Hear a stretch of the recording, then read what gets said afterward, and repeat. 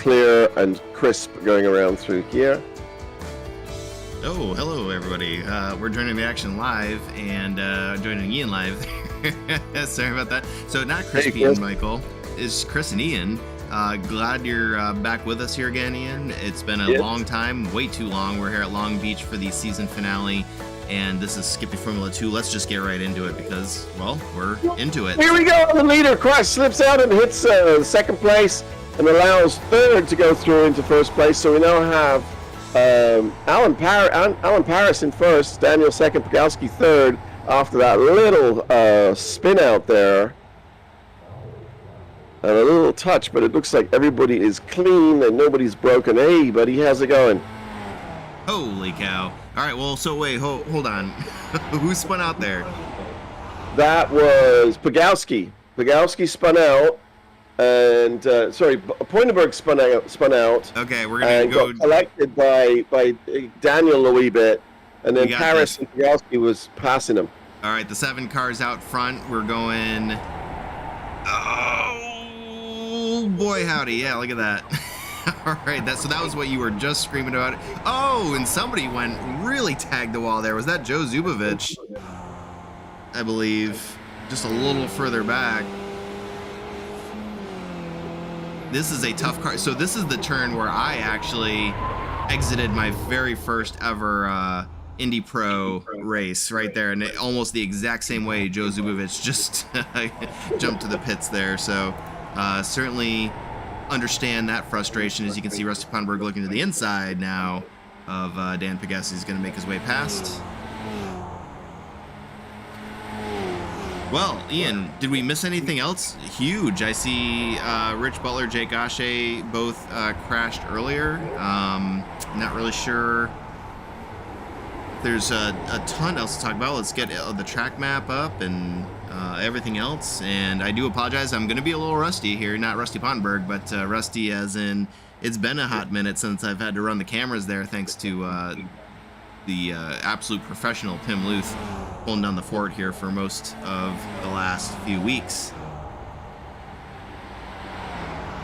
Yeah, no, it's been pretty good. They've been mostly clean through most of the races, but you can start to see our front two gapping out the field there a little bit, and starting to pull away just a tiny bit from everybody else.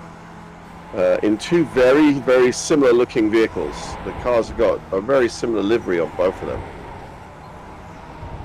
Well, very good. You know, I was inspired today by the Formula One race there at Zandvoort to, we'll keep the interval up here. I think that, you know, I just kind of had an epiphany today that I prefer the interval to the gap, which the gap is going to give you the time to the leader.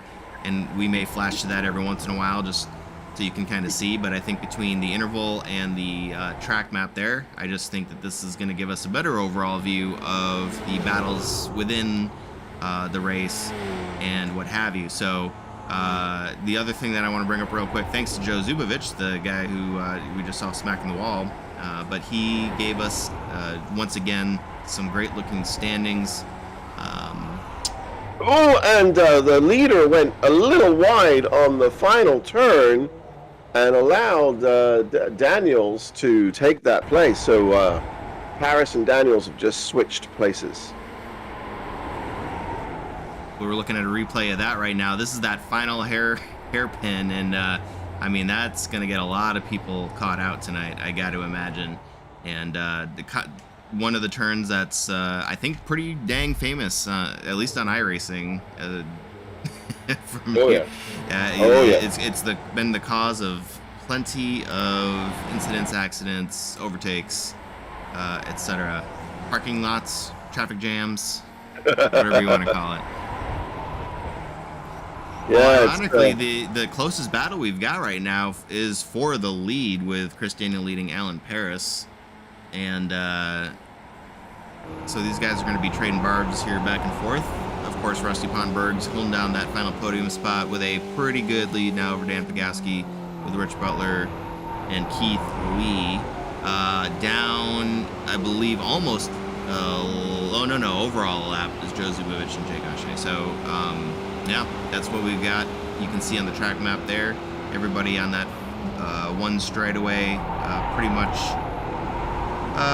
and not, certainly with a couple pit stops still in the mix. I don't think that anything's even close to being decided. And as you can see, this track is very close, claustrophobic. The walls are not very forgiving. So one little mistake and the race is wide open once again. Oh, for sure, for sure. And you can see Rusty Poitenberg is already catching back up with the leaders as he sets down the fastest lap of the race, a 1:32.508. He's the first one into the 132s, and he's really pushing hard to catch back up with that front pack and see if he can do a bit of challenging, get himself back into first where he qualified. Sorry, just saw the we got a Twitch message there from Moco Explosivo, and the avatar is Ralph Wiggum picking his nose. Just snorted a little bit. That's good stuff. A little bit of levity here in this. Oh, here we go. We've got Jeffrey Decker joining us as well in the booth. I think you there. Yeah. How's it going, guys? Hey, all right. I think the gang's all here finally, although I think I might need to turn you up a little bit. Viewers, let me know if I need to turn Mr. Decker's microphone up just a little bit. You're a little bit quieter there than Ian in my headphones, but we'll make it Mind you, we're just loud and obnoxious, so it could be it's polite guy. Like, I'm deaf in here already. It's poor.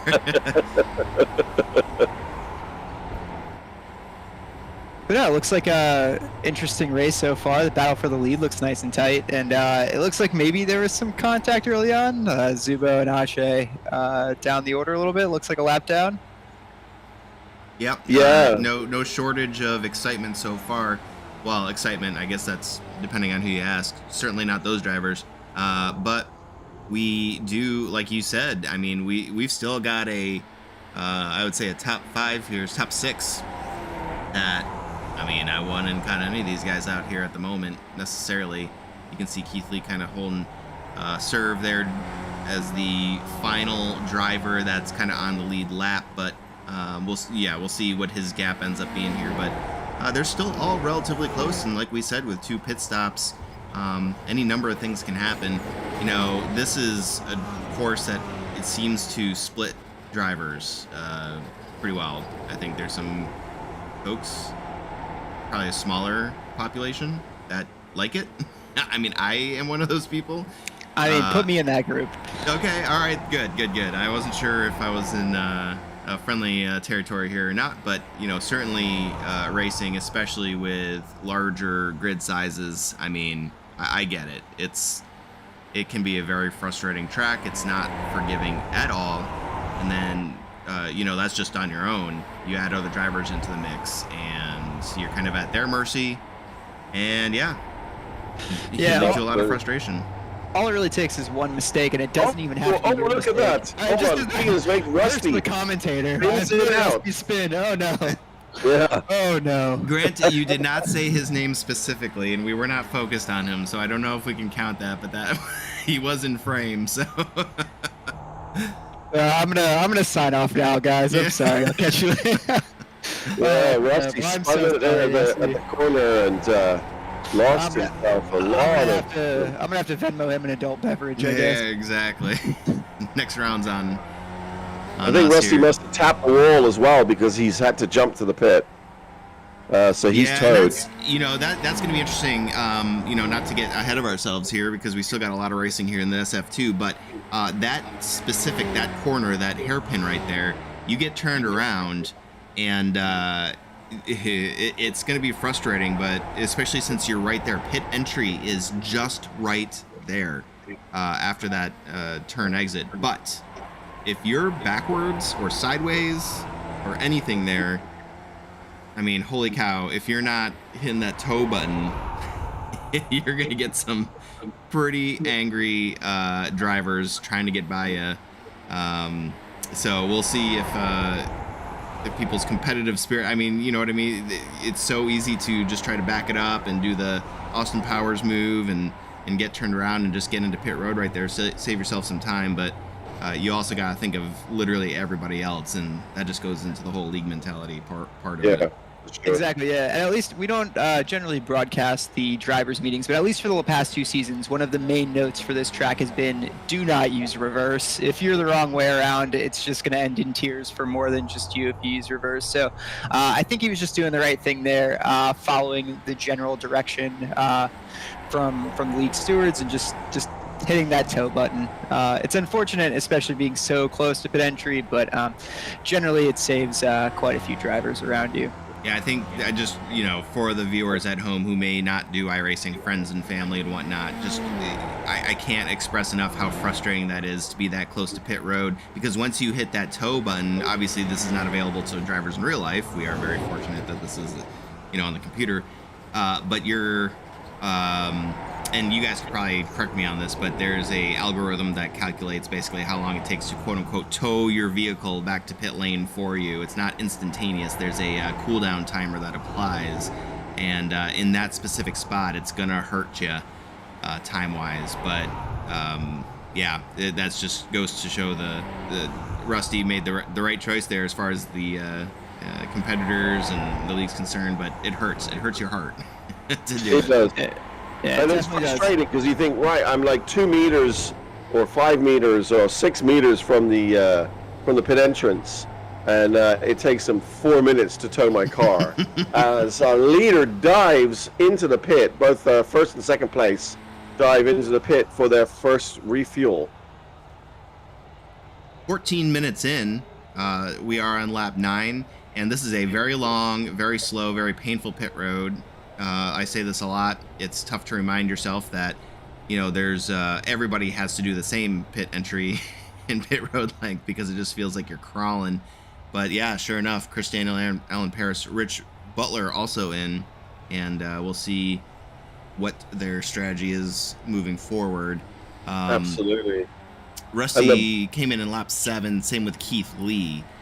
The other guys came in lap 2, so that's Joe Zubovich, Jake Ashe. Those were your early race incidents. So, yeah, I'm actually kind of curious. I don't know if you pit on lap 2, can you still make it on one more stop? Is that I have no idea. Is that even viable, like fuel wise? I don't know. Is Jake? It might be. Who knows? Possible. Anything is possible under the sun, right? And I'm actually seeing Daniel Pagowski of the pits. It looks like he had a turn 1 incident and got a little intimate with the wall. So, like you guys were saying before, especially at a track like this, things can turn very, very quickly. Sometimes it's your own mistake, sometimes it's the mistake of someone else. But the walls are hard and they come at you fast. Oh yeah. And Daniel set the fastest lap on lap 6, a 1:32.433, which hasn't yet been surpassed. And he still holds on to first place. So we've got Daniels, Paris, Butler, Ponderberg, Ashe Lee, Zubo, Pagowski, and Hartley. And I believe Zubo and Hartley are both out right now. Zubo looks like he's coming out of pit road. Yeah. Yeah, certainly a Hartley. Hartley's retiring out for the evening. Yeah. Now, of course, they've got different weights in the car, having filled up their with gas. So the cars are going to drive just a wee bit differently. And my question right now is Paris just sitting back and trying to keep himself in the tow? He's a little bit too far back right now, about 1.4 seconds. But if he can get himself up into the tow, does he just sit there now, try and conserve fuel and pounce towards the end of the race, or what does he do? I think at a track like this, it can be difficult to pass, even if you have the slipstream down the main straight. And trying to poke a nose in places can get super, super sketchy. So I do think trying to use the pit stop as your overtake is definitely a good idea if you can make that work. First, he has to kind of get that draft, but once he's in there, it actually becomes fairly easy to do a little early lifting and stay in the tow. So I think that's a viable strategy for him. Let's see if he can just get himself up that 5/10 just to climb up just a little bit further back behind a very, very rapid Daniels. Couple points I wanted to make here real quick. So first of all, I believe it was Alan Paris, and correct me if I'm wrong, gentlemen, but he wasn't even sure he was going to make it tonight because his wife is due with their first child. So big congratulations to Mr. and Mrs. Alan Paris, and best of luck with all that. All of us with kids understands the I don't know, the stress, the trepidation that goes into waiting for that first baby to decide when he or she's going to come along. Yeah. And Chris, I understand if it's a boy, he's going to be Stephen Nathan Sydney, and if it's a girl, she's going to be Sarah. I'm trying to think of it. Natalie Sally. And I was going to say, if he pulls out this win, we might have to work Long Beach into the name somewhere. Yeah. Oh, well, you never know. Yeah.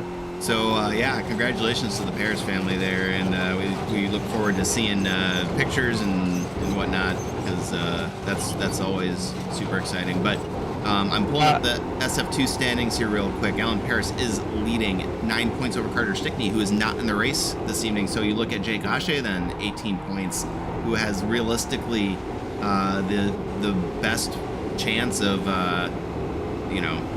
giving Alan a run for his money. So that early race incident for Jake is really kind of stinging more than it normally would, because 18 points is a lot. But when you look at the scoring structure, certainly not insurmountable, even with this few number of cars. I'd be betting that Jake is really hoping for that birth to happen right about now.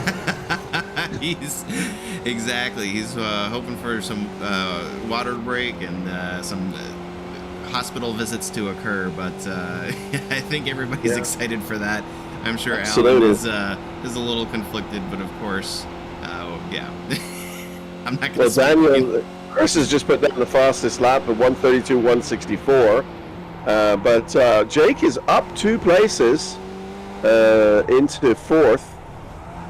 So you never know. I mean, this race still has some legs on it, whereas we tick down to 20 minutes gone and 20 minutes gone and 15 minutes to go.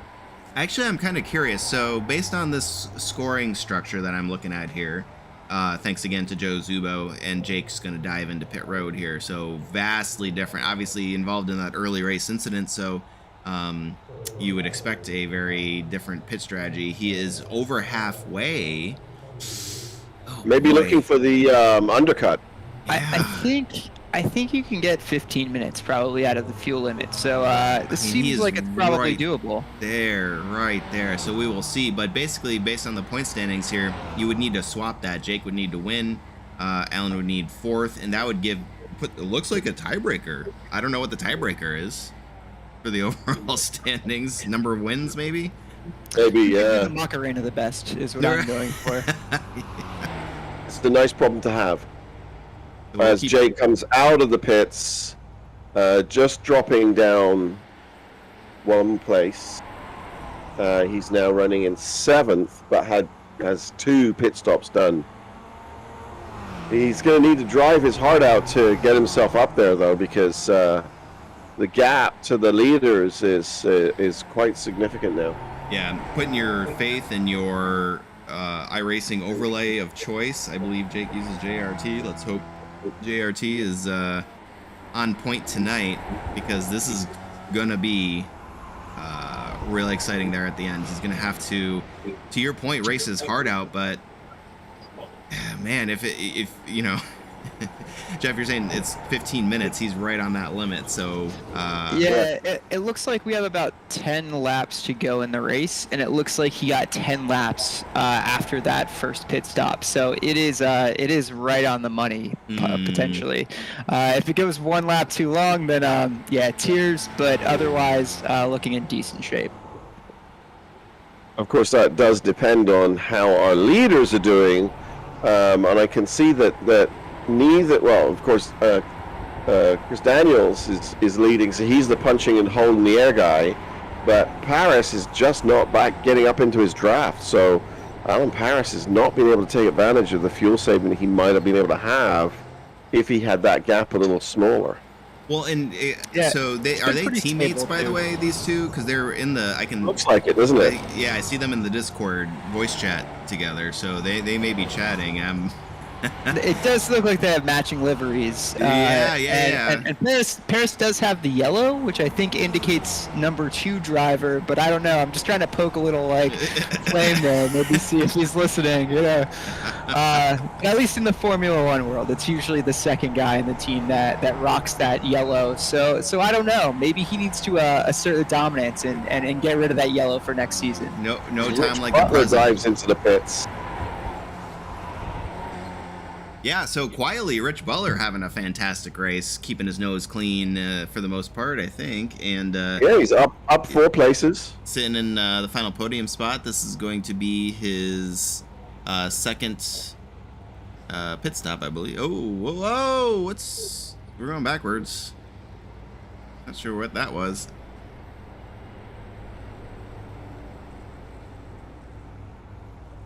Yeah, it looks like he's at the he's pit got exit sort of- now. maybe an exciting, a little bit accidental reverse there, heading out of the pit box before you realize. Well, either way, that's his second pit stop, and he's going to still maintain 3rd place here. Of course, Dan Pagowski's there, but I can't imagine he's going to fight him much because Dan still has to stop. I think he still, I think he still needs Both one our more. leaders dive into the pits. All right, there you go. And they look pretty Wow. close entering the pits. So, it really depends on fuel usage here. If either of them were able to save just a little bit more behind the other, and also just who does a better job at timing everything, entering the pit box. It's really hard to say to hit like optimal marks, but I know depending on where you land in your pit box, you could get a little bit of an advantage. Look at this! Oh, As speaking of Daniels which. overtakes him in the pits! And so that could be choosing to cut the fuel a little bit early in hopes that you can save enough to the end, or maybe he was just able to do the saving in that stint. But what a swap! 2 seconds slower in the pit box, 2 seconds less of fuel. Let's see if Alan Paris has, well, first of all, the ability to hold off Chris Daniel, and then second of all, the gas to make it to the end of the race. Gets a little more sketchy and a bit more fun for us as this is starting to unfold right in front of your eyes. To be a fly on the wall in that Discord right now.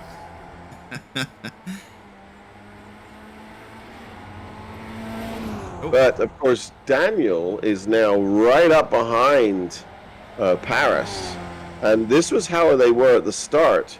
And Alan made a little mistake, and Daniel was able to pounce in that final hairpin right-hander right before the beginning of the start-finish straight. Yeah, for me, the 2 spots that you can make it happen are where they're at right now, coming down the back straight. If you want to be a little brave, go for an inside move there. I think it's very, very risky. It's so easy to lose the car there, or to really try to set up the final hairpin to get a good run down into turn 1. But that can be tricky because you can either get too close and have to check up, or just back up a little bit too far. Oh, Here's the wall! just And like they that, touch! in the wall, they touch. And I think it's going to be a drag race. I think that may give Daniel the chance to use the slipstream down straight, but either of them could have damage from that as well. I'm looking at their cars. They seem to be okay. I don't see any bent wings or anything. So everything looks all right.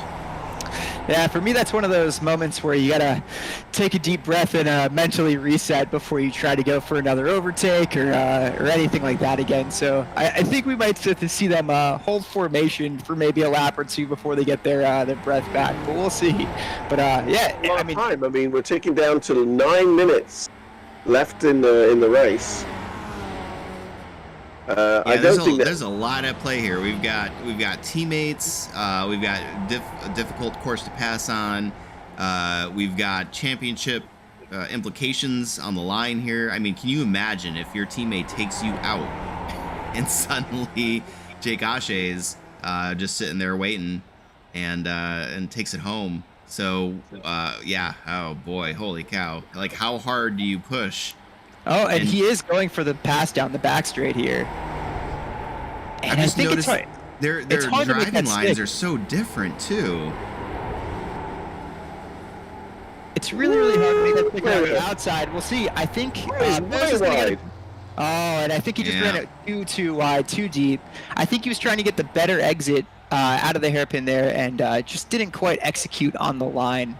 But a really nice attempt through there. If you can stay side by side, obviously you're setting up for that inside, making the inside pass down the back straight, and then we kind of just see how that works out if you can't quite make the outside line work. But again, he's got still a few minutes left. He can just tuck right in there. He needs to get himself into that slipstream and up on the back of that gearbox of Daniels. Paris needs to get on the gearbox of Daniels and ride that round for a couple of laps to just get himself into a really great position. But already he's over a second back. Yeah, you talk. We were just mentioning the championship implications, man. Alan Paris, like, at what point do you just say, you know what, I'm where I need to be? I would love to win this race, but at the end of the day, I got to survive this. If I finish where I am at right now, I've got the season-long championship. So, what's more important to you?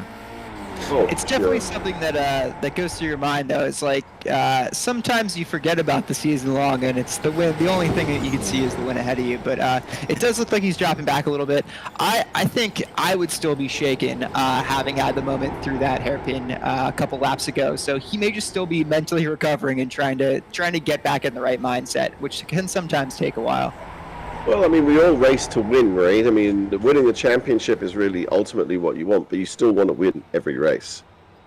Absolutely. And, they obviously were giving each other a lot of room. That was what I think ultimately led to that. I mean, you had Chris Daniels so far on the inside, he ran into the wall, and Alan Paris so far on the outside, he ran into the wall. So, at least close to it. They were just giving each other all the room in the world. Even he hits the wall. He tapped the wall. So are we going to see it? And look at this, going into the fountain, too wide as the lead swaps once again. Corrected, man. I stand corrected. So far, they've both initiated boxing matches with the wall, and I think the wall has won both times. But luckily, they're both still in the race and providing us a great show. Well, and I apologize. I was focused on the Rich Butler, Dan Pagowski, because even though Dan's going to have to come in one more time, they were putting on a pretty good show for us. But we did cut there as they were going through the fountain. I think, though, just for the time being, no offense to any of the other drivers out here, but this has got to be the show to watch. It sure is. Thrill, spills, what is it? The thrill of victory and the agony of defeat? I think Chris has got just a touch more pace, but look at just the wildly different lines they're taking through all of these corners. It's amazing to me. Yeah, and at least through that double left-hander, I like Alan's line better. I like staying tight there personally, but then the exit of the hairpin, it just looks like Daniel has that one kind of down. So they're going kind of blow for blow. I think they each equally have more pace than the other. Yeah, and they're side by side now. I mean, it's a tough call. It's really, I think they want to give each other a lot of respect, so it's hard to say that they're just going to go gloves off racing, and that one line is definitely going to win out here, because I think they both want the win, but also I think equally don't want to touch each other. Yeah. As we switch again with Daniel taking the lead over Paris. Well, and Dan, speaking of Dan Pagowski in pit road for his second stop. Now the question is Jake going to be able to get past him? Is he close enough to get past him before Dan pops back out? I think it'll be pretty tight between those guys, but it's hard to say with the lap down and time. He's past him. He is. Yep, Jake's up into fourth. Rusty's up into fifth. Pagowski is now at the pit exit, so that's swapped around. With 3 minutes remaining here, and we're running a minute 35 lap times, or thereabouts, minute 33. Yeah, that battle for fourth is actually so tight between Jake and Rusty as well. Those guys going into the fountain nose to tail essentially, and also taking interestingly different lines. So it really does make things interesting when these guys are kind of taking different approaches to the same lap, especially to place like Long Beach where the walls are so close and any slip up can mean the end of it. To kind of have different strategies for going around the lap can throw off your opponent a little bit if you're chasing, and then kind of also give the guy something to think about if he sees you in your mirrors as opposed to right on your gearbox. Back down to the fountain, the leaders go nose to tail. It is awesome. Paris is absolutely over the gearbox of Daniels now as he watches the clock tick down to 2 minutes left. 3 minutes. Taking that curb.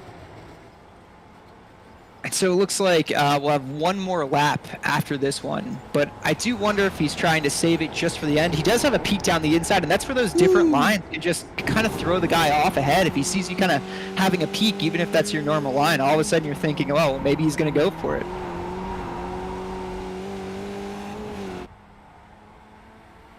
But yeah, they're nose to tail down the back straight. We'll see if Paris wants to make a move here, or if he wants to wait for the main straight, or even just leave it for I guess this would be the final lap coming up.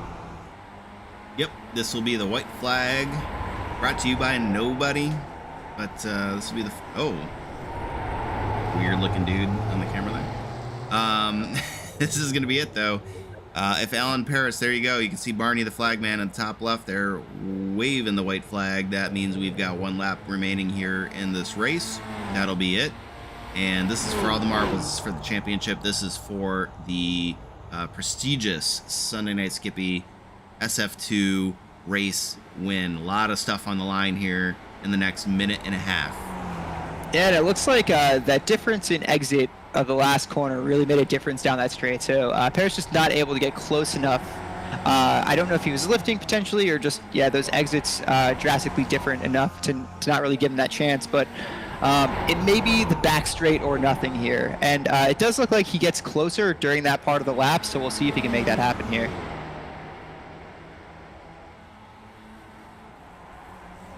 Interesting to see how he does. Can he keep it up there? Because Chris is sliding a little bit more than he needs to, pushing really hard to try and keep that car in first place. And Alan is right on his gearbox now. Is he going to pop out and see if he can take him into the... And he does. Yep, there we go. Let's see. Maybe a little bit too early on that corner to pop out there. I think he had to just pop out, see if he could kind of throw him off. He wasn't quite close enough to make a true overtaking attempt, but at least to scare him maybe a little bit into a mistake might have been the call there. A little charge down to the finish line as he tries to break the toe. I love it. A little bit of gamesmanship there. Oh, 0.08 seconds. Alan Paris setting the purple lap of the evening on the very last lap. He plays a little bit of line chicken with him there and lifts right before the line, just to give him, just to mess with him a little bit. I love it between teammates there. Rich Butler is bringing... quietly has a fantastic podium evening. There you go. And he's just right at the final corner. Yeah, really, really well done by him. Brings it home over the line. And Jake Ashe coming through the last few corners, that double left apex into the really slow right-hander. Locks it up on a little bit on there. And chucks it down the main straight to bring that car home in fourth place. And I think we have Rusty sputtering here at the end, because I knew that him. Yeah, in the Willy Wonka car. Yeah, he is. I think he'll make it. Seems like he has just enough juice. Shake it hard, Rusty. However, we've got Joe Zubo right behind him.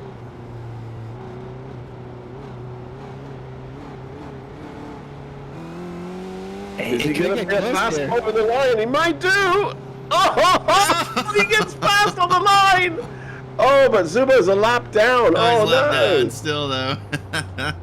Oh. That's funny. Ran out of gas right there. Oh, my goodness me. Well, that was a great race to watch. It really was. Yeah, Yeah, I absolutely. mean that nose to tail at the front of the pack the entire race always means that you had a good one. So, and it's fun to see those teammates kind of playing around with each other there at the end, but ultimately giving each other the respect when they decided to go side by side to make sure they could both live. Yeah, that's the biggest. That's the biggest thing right there. 0.085 is your margin of victory for Chris Daniel, Alan Paris, Rich Butler is going to round out your podium.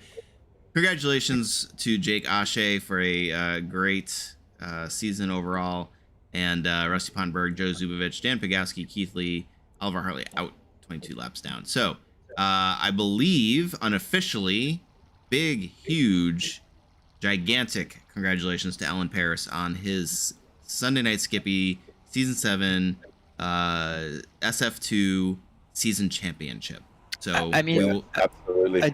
a dad and a champion, and basically all at the same time. So, I mean, an emotional time for sure. it's all downhill from here.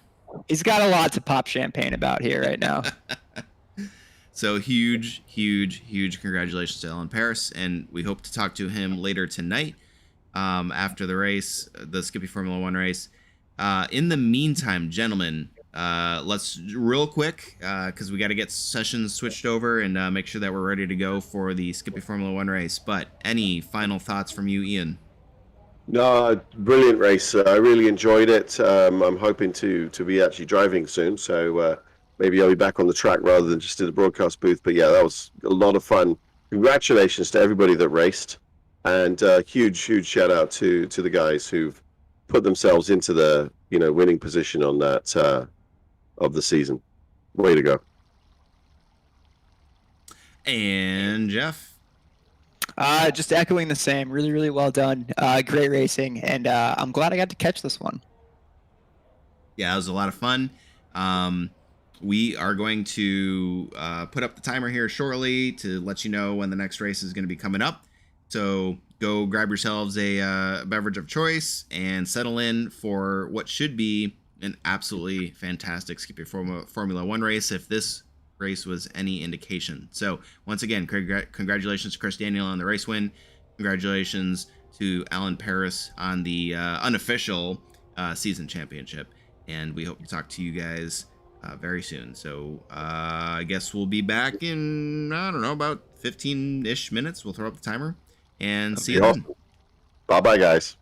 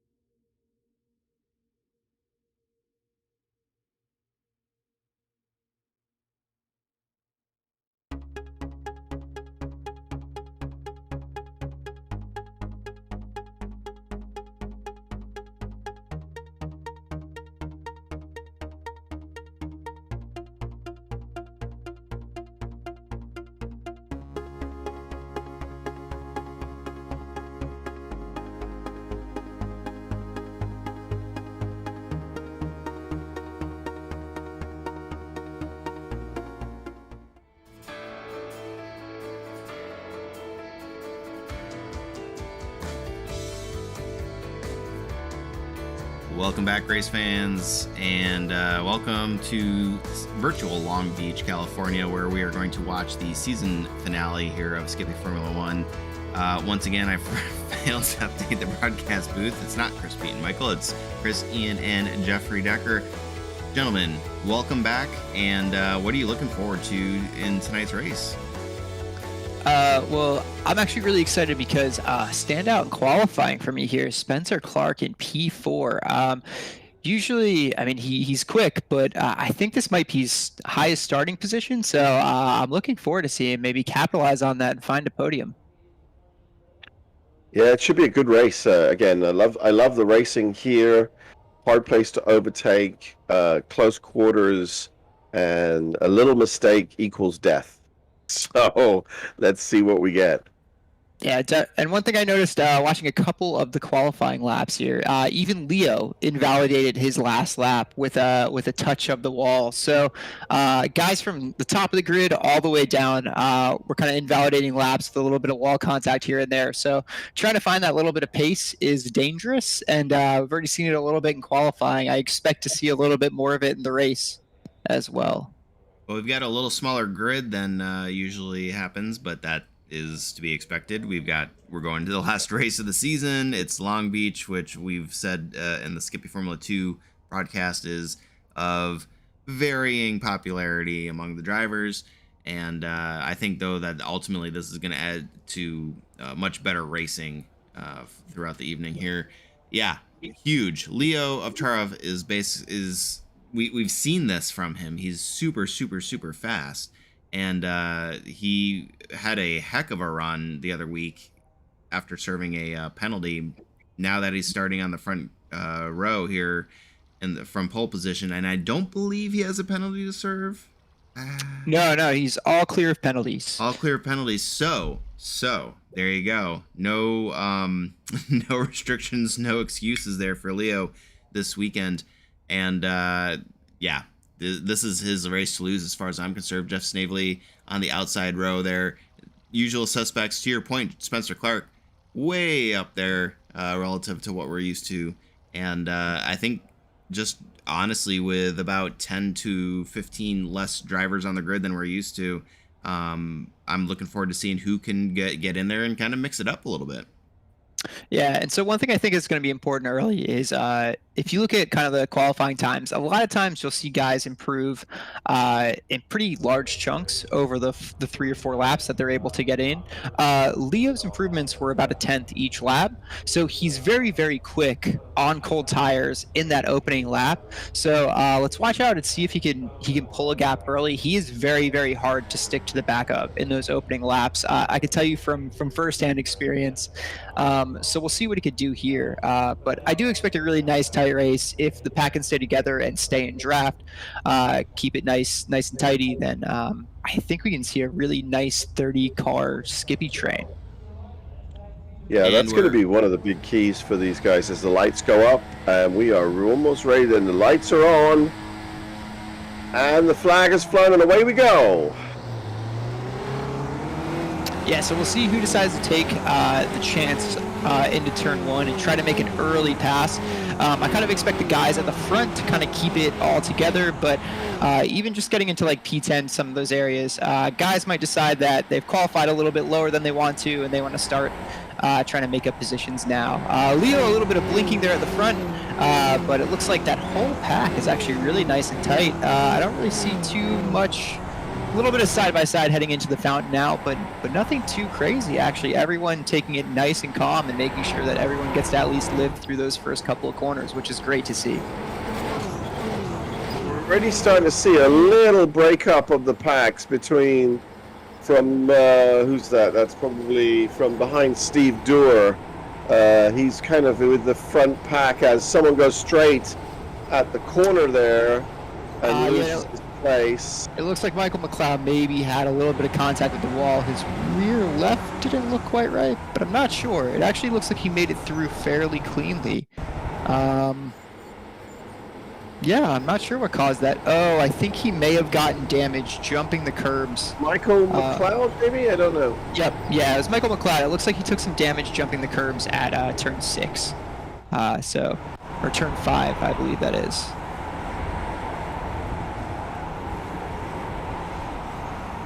And I'm getting word here, Jeff Snavely in second place has crashed. We're going to look at the replay here real quick as they work their way into the... Oh yeah, he just gets it loose there, which is not too bad. It's going to give Leo that gap, but Pete is actually making a pass on him now down the main straight to try to close that gap to Leo. Leo, as we all know, super quick, and if you give him the chance to run in clean air, it's really tough making up any sort of ground on him. Pete, obviously one of the guys that you expect to maybe be able to do it here, but we might be looking at Leo running his own race up front for a little while unless he makes a mistake or finds the wall. Real quick, Brian Perez looking like he may have crashed here in that 47 car. Oh no! Oh boy, were we? Oh yeah, you saw Brian Perez crash, but from Jonathan Dockery's perspective, for some reason, that's just a mistake on my software's part there. So they're unfortunately for Brian taking that tow. Other than that, though, everything else is looking good. We're gonna bring up everybody's favorite overlays here so we can track what's going on in the race. Real quick too, I just want to give a shout out Chris Herrera looking in. We are going to bring up the top 5 standings here shortly so you guys can track along at home what the championship implications are as they go. The whole field makes their way through that hairpin, which is going to create some issues early, middle, and late in the race. Ray Bartnikowski with another great observation. It's Labor Day weekend here in the U.S. at least, and vacation. So that may be another reason why not as many people showing up tonight.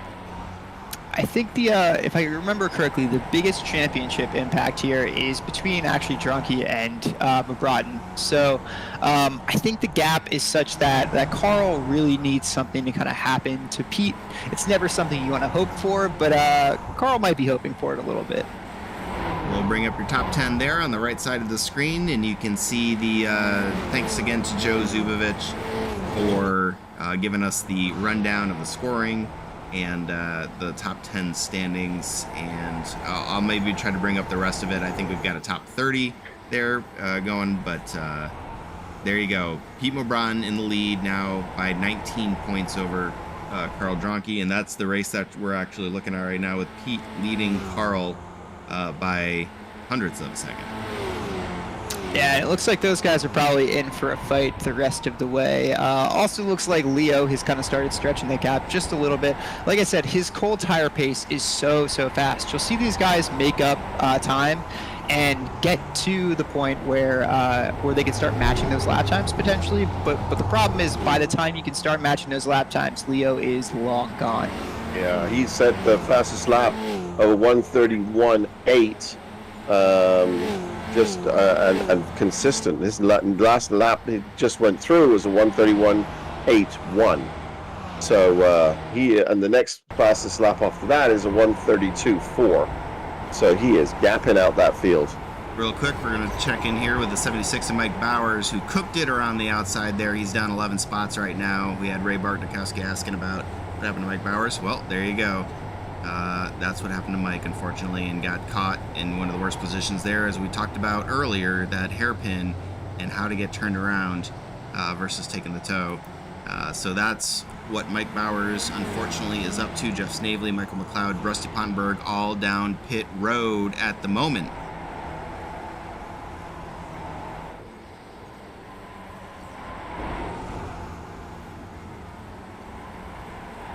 And I've gotten word that Michael McLeod is officially out of the race. I think he's sitting in interview standby if we want to get a word from him on that early removal.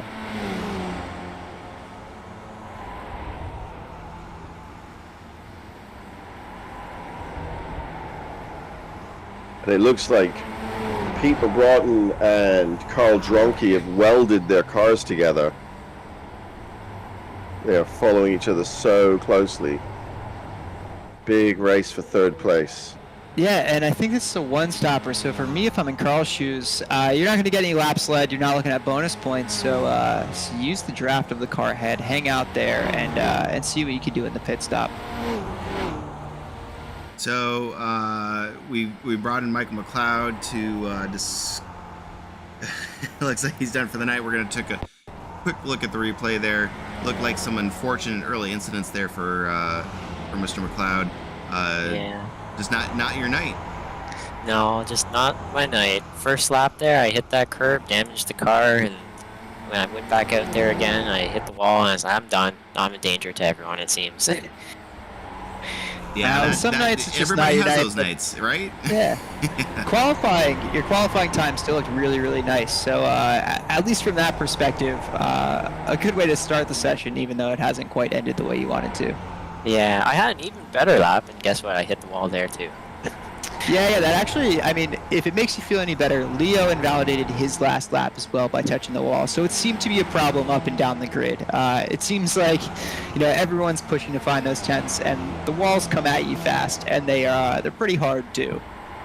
Oh, yeah. Real quick, we've got Jake Ashe, Dan Pagaski, Rusty Pondberg, Matt Shepka, Dan Pagaski again, Rich Butler, all having indicated a crash here. We'll try to catch everybody up on what's going on with those drivers, but just wanted to keep you updated on what's going on in the race. And yeah, that's a tough one. So Rusty Pondberg coming out of pit road and making contact there with Dan Pagowski.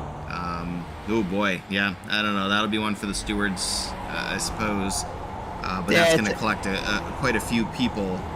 That's part of the reason why we have a single stop race here. That pit exit is so tough, and if the car coming down the straight even just doesn't account for you early enough, it's so hard for them to fight back and give you the room on the wall there.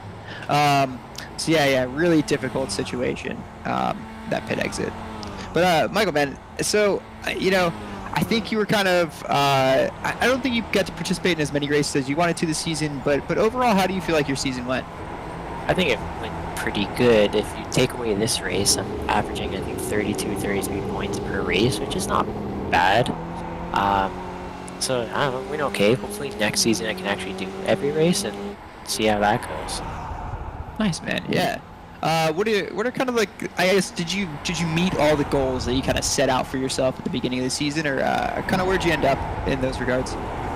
I think I sort of blew them out of the water. I honestly didn't expect to be like qualifying as high as I did at like Nürburgring and doing that well. So I think overall I did a little bit more than I thought I would, and so hopefully I can make the next step to the next level for the next season.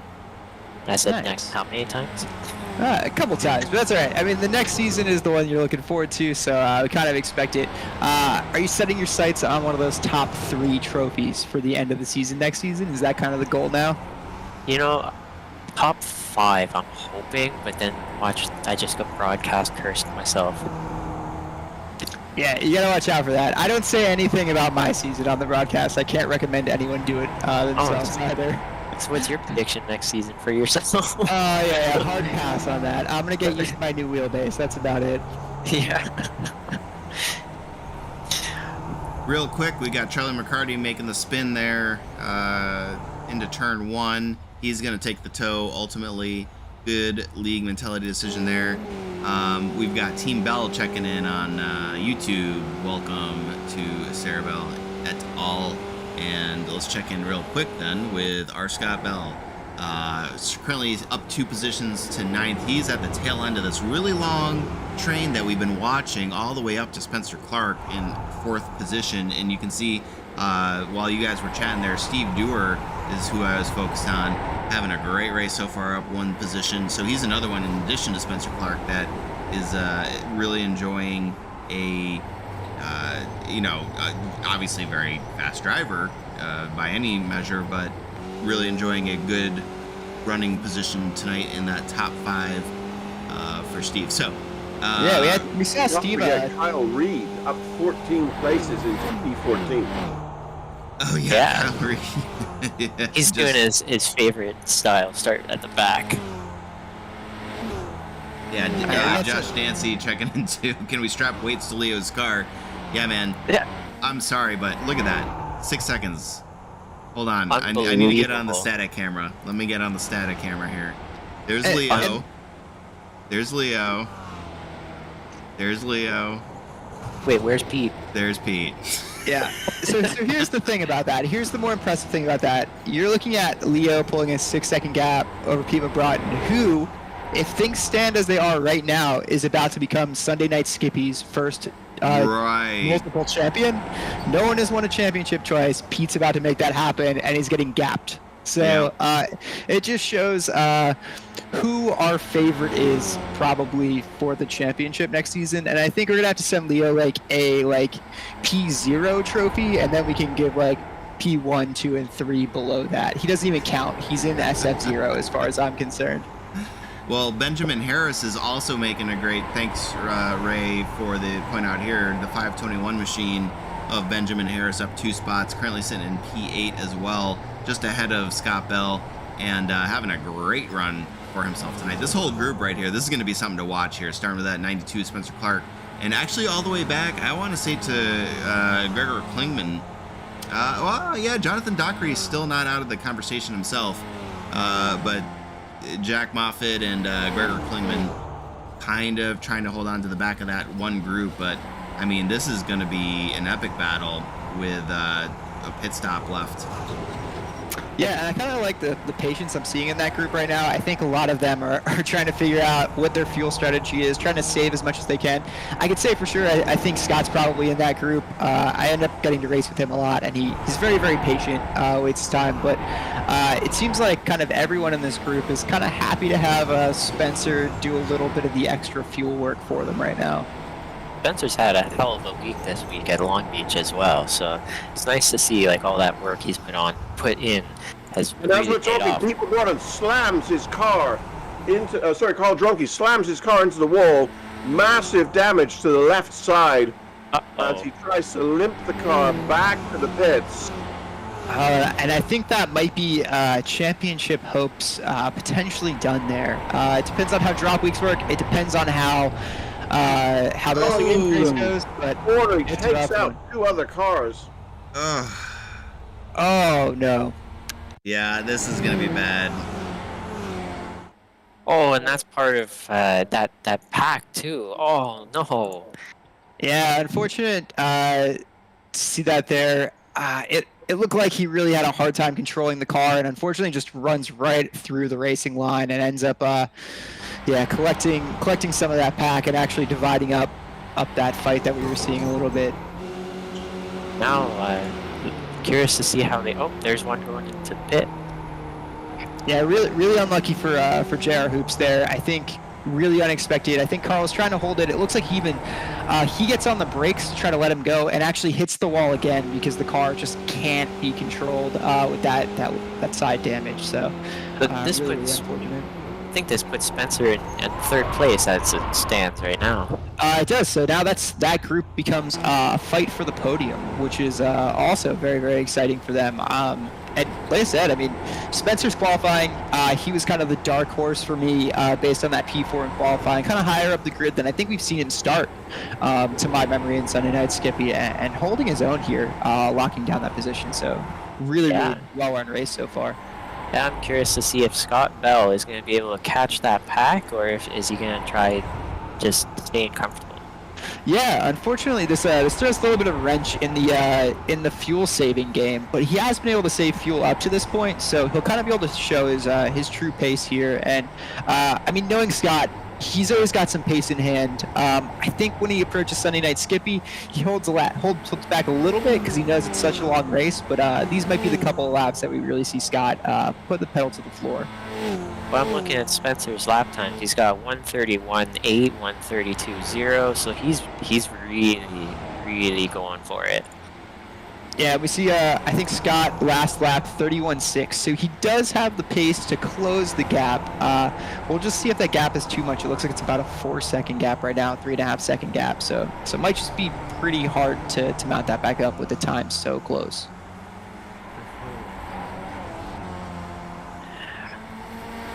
Wow. Yeah, so there's a lot going on here. Leo now out to a 9.25 second lead over Pete Broughton. Carl Drunky having basically wrecked out of the race at this point you know, and I hate to call anything this early because there's still a lot of racing left to go. And as we've seen, Long Beach, you know, early, mid, late race. Yeah, Long Beach to Long Beach. So I can tell you from experience, you're not safe until you cross the line. Exactly. Right now, though, Pete's got to be feeling really good about his prospects of winning a second championship here for Sunday Night Skippy. Oh boy, I just said it though out loud, so I apologize, Pete, for that. Well, I mean, now his main competitor has dropped down, so it seems like even if something happens to him here, he should be in an okay spot. I assume with drop weeks and everything like that, Pete's usually a good finisher. He'll sacrifice a position or two to make sure he gets an overall good point. It looks like Mike Bowers was involved in a crash that has taken him out of the race. So Pete somehow poking the voodoo dolls while in the cockpit and just kind of knocking off his competition here in the championship one after one. Doing a great job of it too. Apparently, I don't know. He's got the iRacing gods with him tonight. This competition here between Spencer Clark and Steve Dewar, though, is fantastic. It's by far the closest race we've got going on the track right now, and these guys are fighting for the final podium position. Two guys who I don't think historically have ended up on the podium position despite being extremely fast drivers. I know Steve and I have raced a lot of oval together. Spencer and I have raced a endurance race together, so I can't play favorites here. I like both of these guys, and I wish both of them the best of luck. This is a great race going on right here. Yeah, and I mean, I can't stress enough, like, these guys are guys who are generally fighting for top 10s, and it's important to know that fighting for a top 10 in Sunday Night Skippy is winning a lot of pub races. So these guys are no slouches at all. There's so much talent from the front of the field to the back of the field, and I mean, I started out, I now have a championship, but I was totally happy anytime I was getting in the top 10 for a long, long time. And I think for these guys, this will be an opportunity they really want to snatch. But this also can be a confidence boosting thing. All it takes is that one race where you just kind of figure out how to put it together, how to get it on the podium. And then next thing you know, you've got a run of podiums and you've kind of figured something out. So I also hope to see these guys up there next season and carrying this momentum forward, provided that they could close out the nice finish here. Oh no, Kyle Reed is up to P11 and now he's wrecked out. Oh, and that's because, oh no, he's wrecked out. Let's see where he's gonna end up now, but that's not looking too good. Yeah, Long Beach bites. That might be a bumper sticker we all need. Long Beach bites. Yeah, it looks like Dockery actually wrecked out ahead of him, and Kyle Reed with just nowhere to go. So earlier on in the week, that exact corner, I came around that corner doing the exact same thing just in a practice session, and that's the exact moment my wheel broke. It could not handle the surprise of trying to avoid a car ahead. So I will tell you, the car is very, very loaded up there. You've got a lot of force feedback coming through because you're putting a lot of stress on the car. It's very, very difficult. Oh, and actually, it looks like Dewar is coming into the pits. We're going to see if he can undercut for that. Yeah, Dancy's actually on the YouTube there. He said Steve was low on fuel. He took 2.1 instead of 2.7 at the start. So, so he's going to have to take a long stop here then. Forcing his hand. Yeah, Leo's in. Oh boy, Pete Mobron's going to be your leader at the moment then. So not that he needs any sort of extra points for leading the most laps or leading a lap.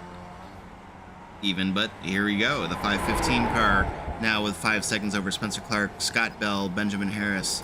Benjamin Harris and Scott Bell having a great race here. Yeah, and so now, I mean, as what we can see is only the top 10 are on the lead lap at this point, and that just shows that all these incidents lead to a lot of traffic throughout the race. And so coming in early can be scary if you had clean track before. There's no guarantee you're going to have clean track after that. So it is a risk coming in early if you don't have to. And then kind of under fueling and putting yourself in that situation can be pretty difficult. Bell slams the wall. I'm sorry. That was a wicked hit. And I wonder if that's going to dictate his hit strategy. Okay. Oh, that's the same way that Carl Dronke got taken out by that Yeah, wall. like, Big you know, wall. he's smoking. He's... Yeah, so I think we'll see Scott go ahead and take that fast repair. He is definitely smoking. That car is unhealthy. There's a plenty of places to take a hit. I think that's one of them where you can... Yep, there you go. He's going to... Oh, Ultimately, probably not going to lose that much time. just saved his race right there. That's good. Yeah, so what happens there a lot is that you'll clip the inside wall because you're trying to get as tight in there as possible to get as good a run out of that corner for that back straight. And if you clip that wall even slightly or misjudge it and have to counter steer, then the wall on the opposite side of the track is just is calling out to you. And we saw that happen with Carl. He clipped the inside, and I don't think it looked like Scott clipped that. But at the same time, just getting that angle is just a little bit wrong. It's so easy to touch that wall.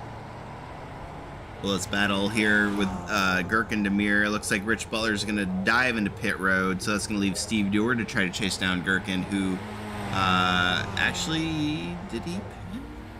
Yeah, he did pit on lap 9, so very early. I guess, relatively speaking, one of the earlier ones. Yeah, he definitely pitted early. His pit stop was quite a bit faster than Steve, but we know that Steve had to take the extra fuel.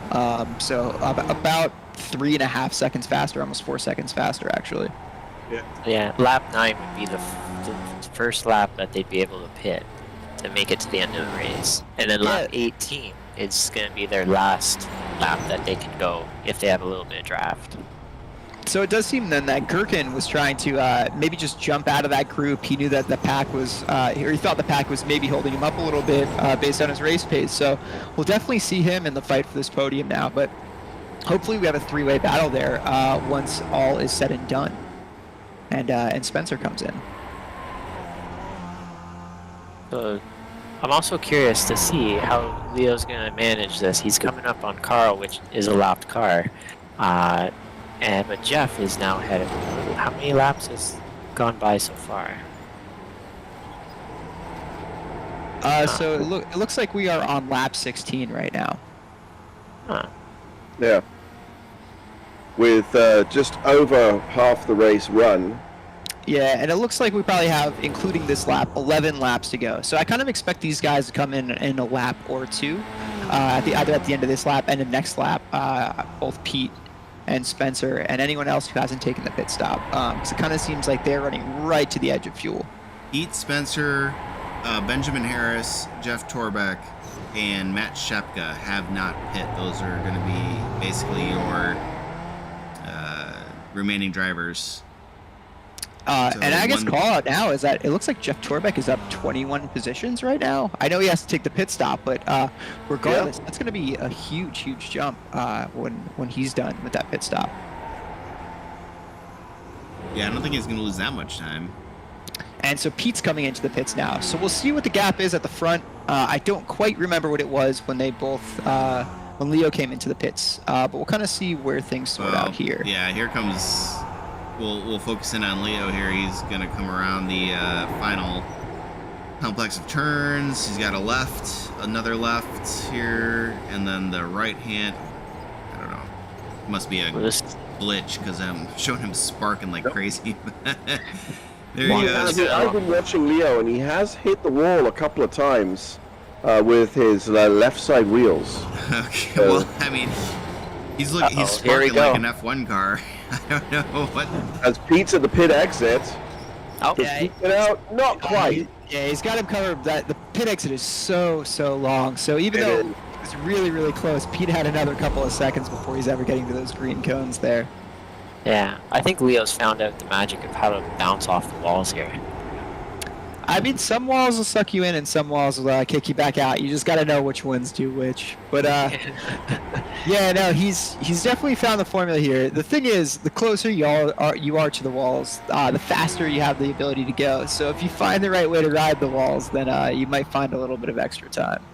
Clark, Harris, and Shepka remain your only drivers who have not pit yet. So that's 1, 2, and 5. So And, really, yeah, what we're looking at there, Pimo Broughton now 8.4 seconds back from Leo Charov, and that's going to be your battle for the top spot. And so now Spencer's in. So now we'll see how this P3 battle turns out once he comes out of the pits. But I kind of expect him to have to have a little bit longer pit stop just because he stayed out longer. He's going to need to add a little bit more fuel. Or we'll see. We'll see. But it looks like we're going to see our friend Steve Dewar jump into third position when these pit stops cycle through. Oh. Well, we'll see. Steve and As both Steven Clark and Spencer- Harris and Repetska jump into the pits. And there you go. You'll soon see it shaking out. Pete Robotten is climbing up into second place. Steve Dewar. yeah, so I think it's going to be close between these two. Do I see this right? Leo 130.889. Yep, 130.89. So Mike Bauer's asking for the pit time there, so we will bring that up. Everybody can see now how long they were in pit road, and Leo actually with a ridiculously actually a long time. That must be a glitch. I don't know I wonder. It's showing the same thing for me, so I wonder actually if he underfueled as well at the start of the race, and that's why he had to come in early because he also took the 2.1. Interesting. I know that the fuel strategy game is a little bit newer for him as well, so maybe he's still trying to sort of iron things out there, but it doesn't seem like he needs it. Yeah, that one kind of matches up to my expectation that he maybe took or didn't update fuel in between the qualifying session and the race session, and so he might have needed to take some extra.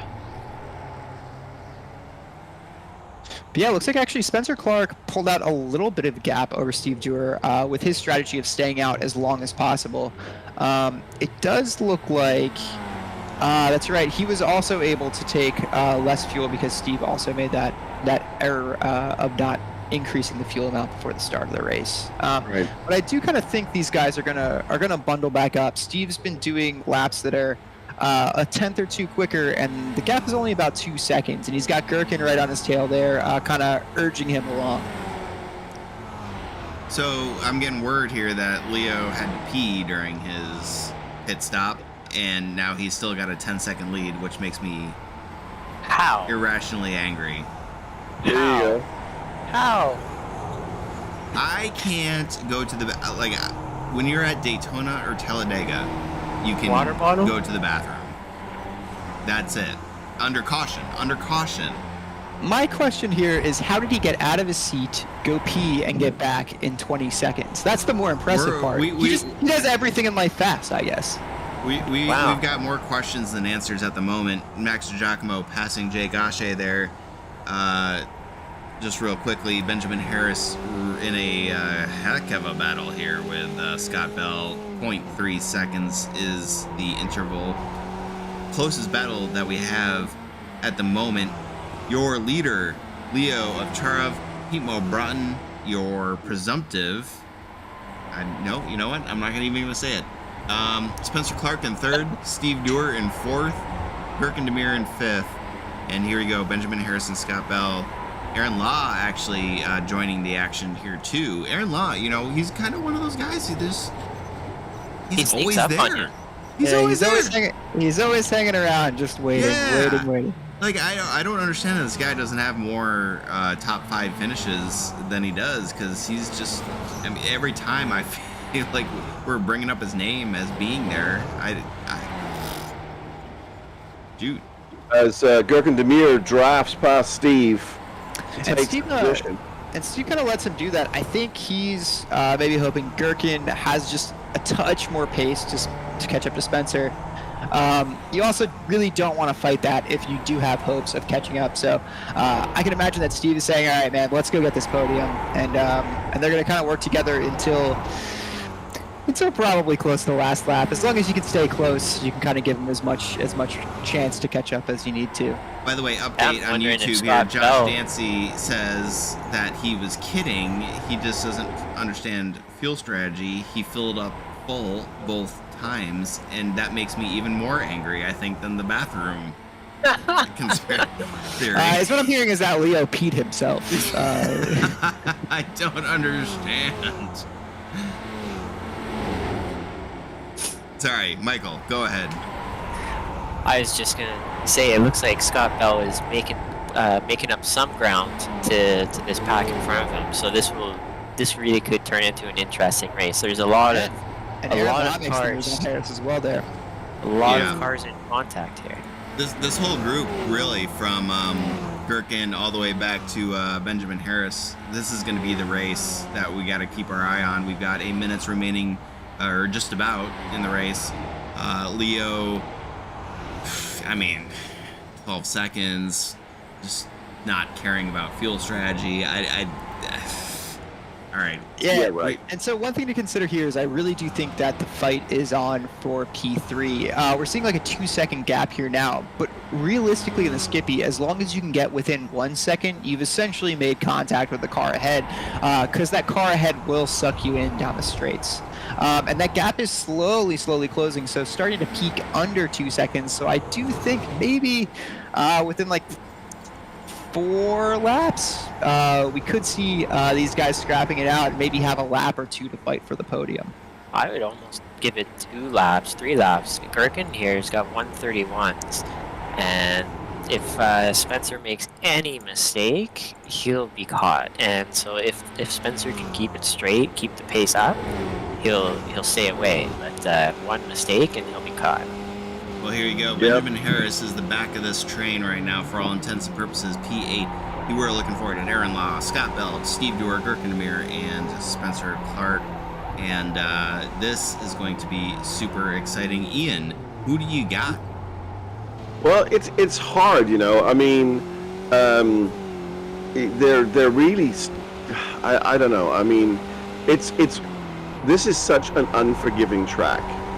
One little mistake, one push it a bit too hard and tap the wall, just gives the car behind you enough time to slither past and take that position away.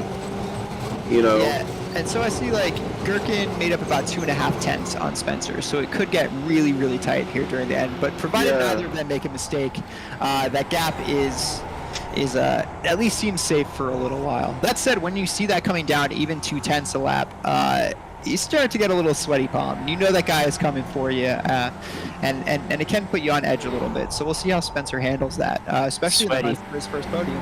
Sweaty forehead.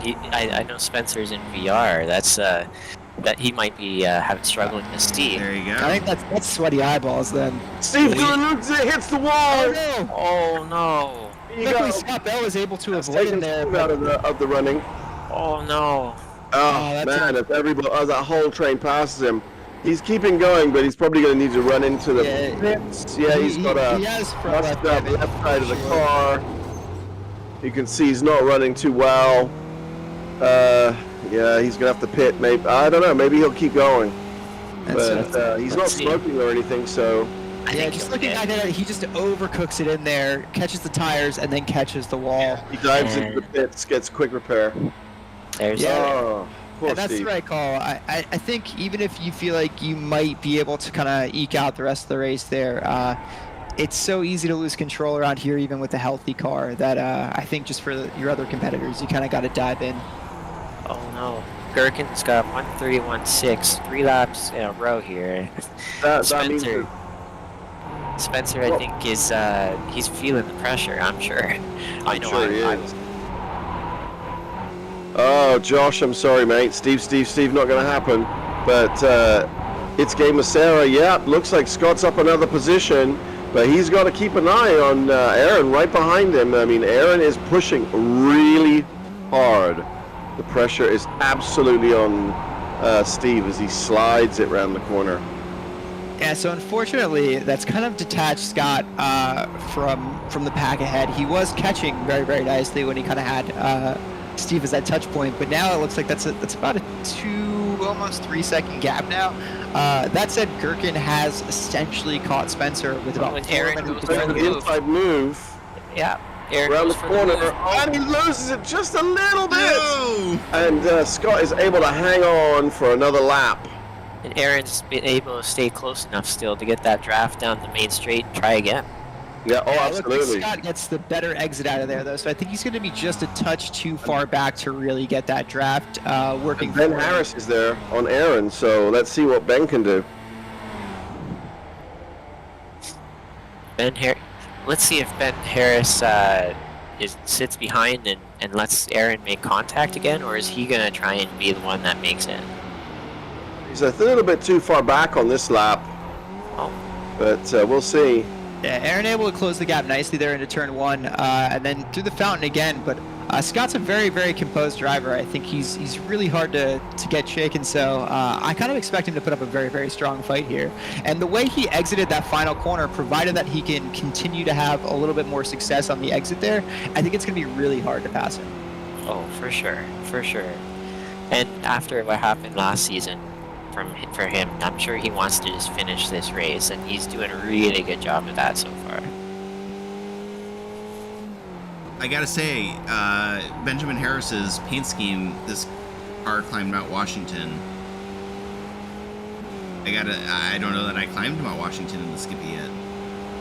I don't know. Have you gone downwards on it yet? I've done the soapbox derby. I have not made it all the way down, but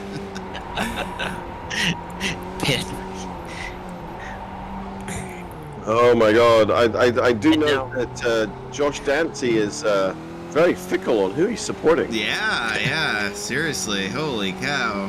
it looks Chris looks Hurd like- calling him out for cheering people on because I it mean, doesn't. Steve, not like 2 seconds ago. Now he's Scott. So it's like, come on, man. Has not I been got- working out. And Gherkin has now made contact with Spencer Clark. Yep, Oh, Yeah. and they also made contact with the wall. there. So here we go, guys. We're inside of 2 minutes now. Reminder: we're a minute and a half per lap here. Your leader, Leo Ovcharov, is, I got to imagine, going to be taking the white flag He's already this finished time the race and around. left the track and gone home. Yeah, it's 26 Yeah, he's laps. packed up already. He's on the trailer. 16 seconds, Yeah. folks. I mean, Leo could get What out in of the his car, world? push it down and still win. I see when you make sessions, you can handicap some drivers. I mean, I don't know what the heck, but clearly, even at Leo's pace, this is going to be the white flag lap. 1 lap remaining here for all the drivers. You can see Barney there in the background waving that white flag. Dan Pogowski giving Leo, the leader, plenty of room. Pete Broughton is going to be your second place runner right now. Spencer Clark in third. Gherkin Demir really doing his best to see what he can do to change that up. And that gap that he has going down the main straight, I don't think quite has it done. He's going to have to try to make it happen on the back straight, if anywhere. 0.78 seconds is your interval there. Scott Bell is going to lead Aaron Law and Benjamin Harris. These are your closest battles on track right now. And Scott and we Bell, have someone exiting the pits right with them. Ooh, that's but, Rich Weller. That's Rich the Weller. 48 machine. I Scott recognize covers well on that. the inside there. I'd recognize those teeth anywhere there by Rich Weller. But it does Aaron look like is Aaron all is over the very, back of very Scott. close.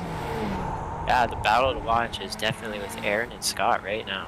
Yeah, I mean, but look at this. 0.5 seconds now. Inside of 0.5 seconds. Spencer Clark trying to hold off Gherkin Demir. I mean, both of these battles here, absolutely fantastic. And so it looks like we're getting within 2/10 now in the fight for P5 with Scott just holding the advantage there. Breaks up in a little bit more of a gap. But let's see down the back straight. It looks like these guys are going to be very, very tight. Gherkin not quite close enough to have a peek in on Spencer. And Leo crossing the line. And the same thing goes with Aaron and Scott. So these guys are going to bring it right to the line, but it looks like this running order is roughly going to stay the same. Gherkin gets very, very close to Spencer through the final corner. Spencer gets a little bit of wheel slide. The same thing goes for the fight behind, but I think both of these groups are going to stay in order that we see them now. Pete Broughton. Yay. Here you go. What a race. What I think a race. Pete's going to feel a little bit better about the outcome of this race as opposed to his other outcomes here at Long Beach, I believe. The first time we visited, he had his whole family watching, and it did not go quite so well. So I do hope that his family is watching this one, as it looks like he's taken the championship home. We're allowed to say that now, right? Yeah, I'm pretty sure it's not that. Yeah, of course, everything's unofficial until penalties are applied, and Oh yeah. I'm gonna lobby for penalizing everyone above me in the standings, and I will be taking my second. Right. Oh, well, I But can't. definitely congratulations to Leo. Yeah, just a class above again today. There's a pile of skippies here at the end of T1. But yeah, congrats really to the podium. Spencer Clark, I believe, on his first podium. Absolutely fantastic. Well, hey, Chris Herrera, man, come join us anytime. We miss you. Miss you like a brother here. We got Pete, the provisional champion for the entire season. The first, I mean, again, everything's unofficial, but the first multiple season champion for Sunday Night Skippy, which is a feat unto itself. Congratulations to Leo Acharov, though, for absolutely setting the standard for what we expect to see next season. Look at that, gentlemen. Yeah. Dang near 18 seconds. Yeah. I'm not really sure what we got to do with this guy, but we're going to have to remove the wings from his car and, I don't know, pop his tires before the race or something. Freaking real. Over Pete Mobrotten. I don't know how else to say that. That is unbelievable. But congratulations to Spencer Clark on the top 3 finish as well. Spencer Clark, I believe, his first podium finish in Sunday Night Skippy. What a absolute honor to have him there race with us. Gurkin Demir, Scott Bell finishing 5th, and then we'll roll through the rest of the standings. But I mean, holy cow, what a race! If anything, this just makes me more excited for next season. Oh, for sure. For sure. Oh, It's going to be amazing.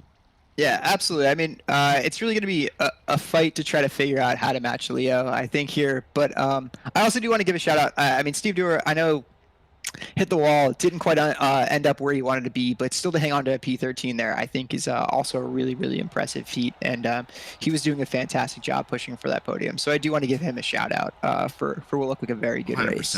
You know, we love Steve. So, man. Good job. You had it in the bag, man, and it, you know, just Long Beach will bite you.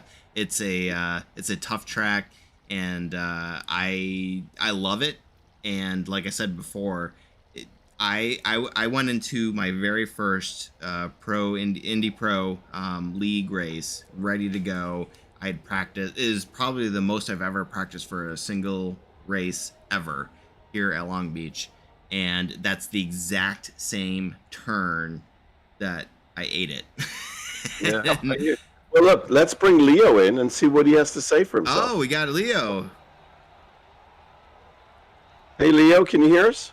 Yes. So was the race? how did you manage to add slicks to the Skippy? I'm curious. No slicks. So you beat our first ever second time champion by dang near a third of a lap. So I just got to say, I think we have a favorite for next season's champion, and that's a lot to live up to. Oh, well, thank you. I really, really appreciate it. That means a lot to me. It's a lot of work, man. No pressure, no pressure. Right? I mean, what a race to put on a performance like that, and it was super impressive.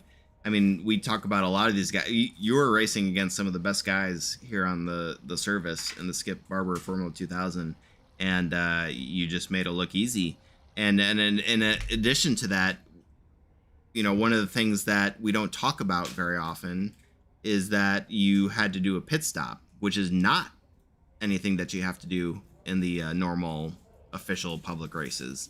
And yet you still were able to pull that out.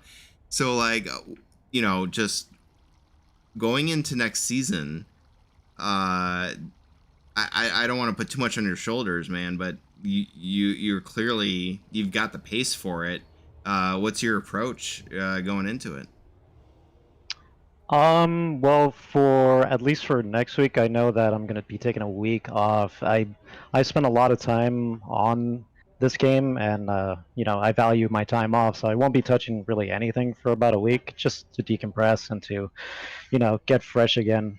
But all of this is never easy. All of these guys are incredibly fast, incredibly talented. I'm just lucky to be a part of it and lucky to, just trade blows with everyone, which I'm really, really fortunate for.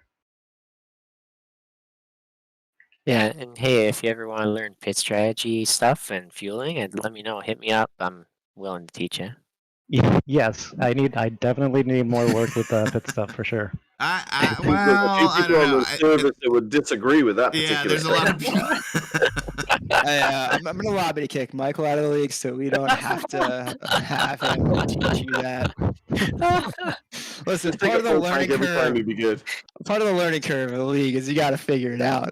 So I don't know. No, you do. We need to teach you the pit strategy so that you can show us truly how much better you are than us. You could really rub our noses in it. Well, I also figure if I teach him the pit strategy, then maybe I know what he's doing. Okay, so There you yeah, go. you're in it. I get it. Yeah. I mean, I don't make what I do any kind of secret. Anybody's free to ask me questions, know what I'm doing. I'm an open book for the most part. Well, A that's very fast open book. yeah. So first of all, yeah, really appreciate that. I think that's what makes the league just super.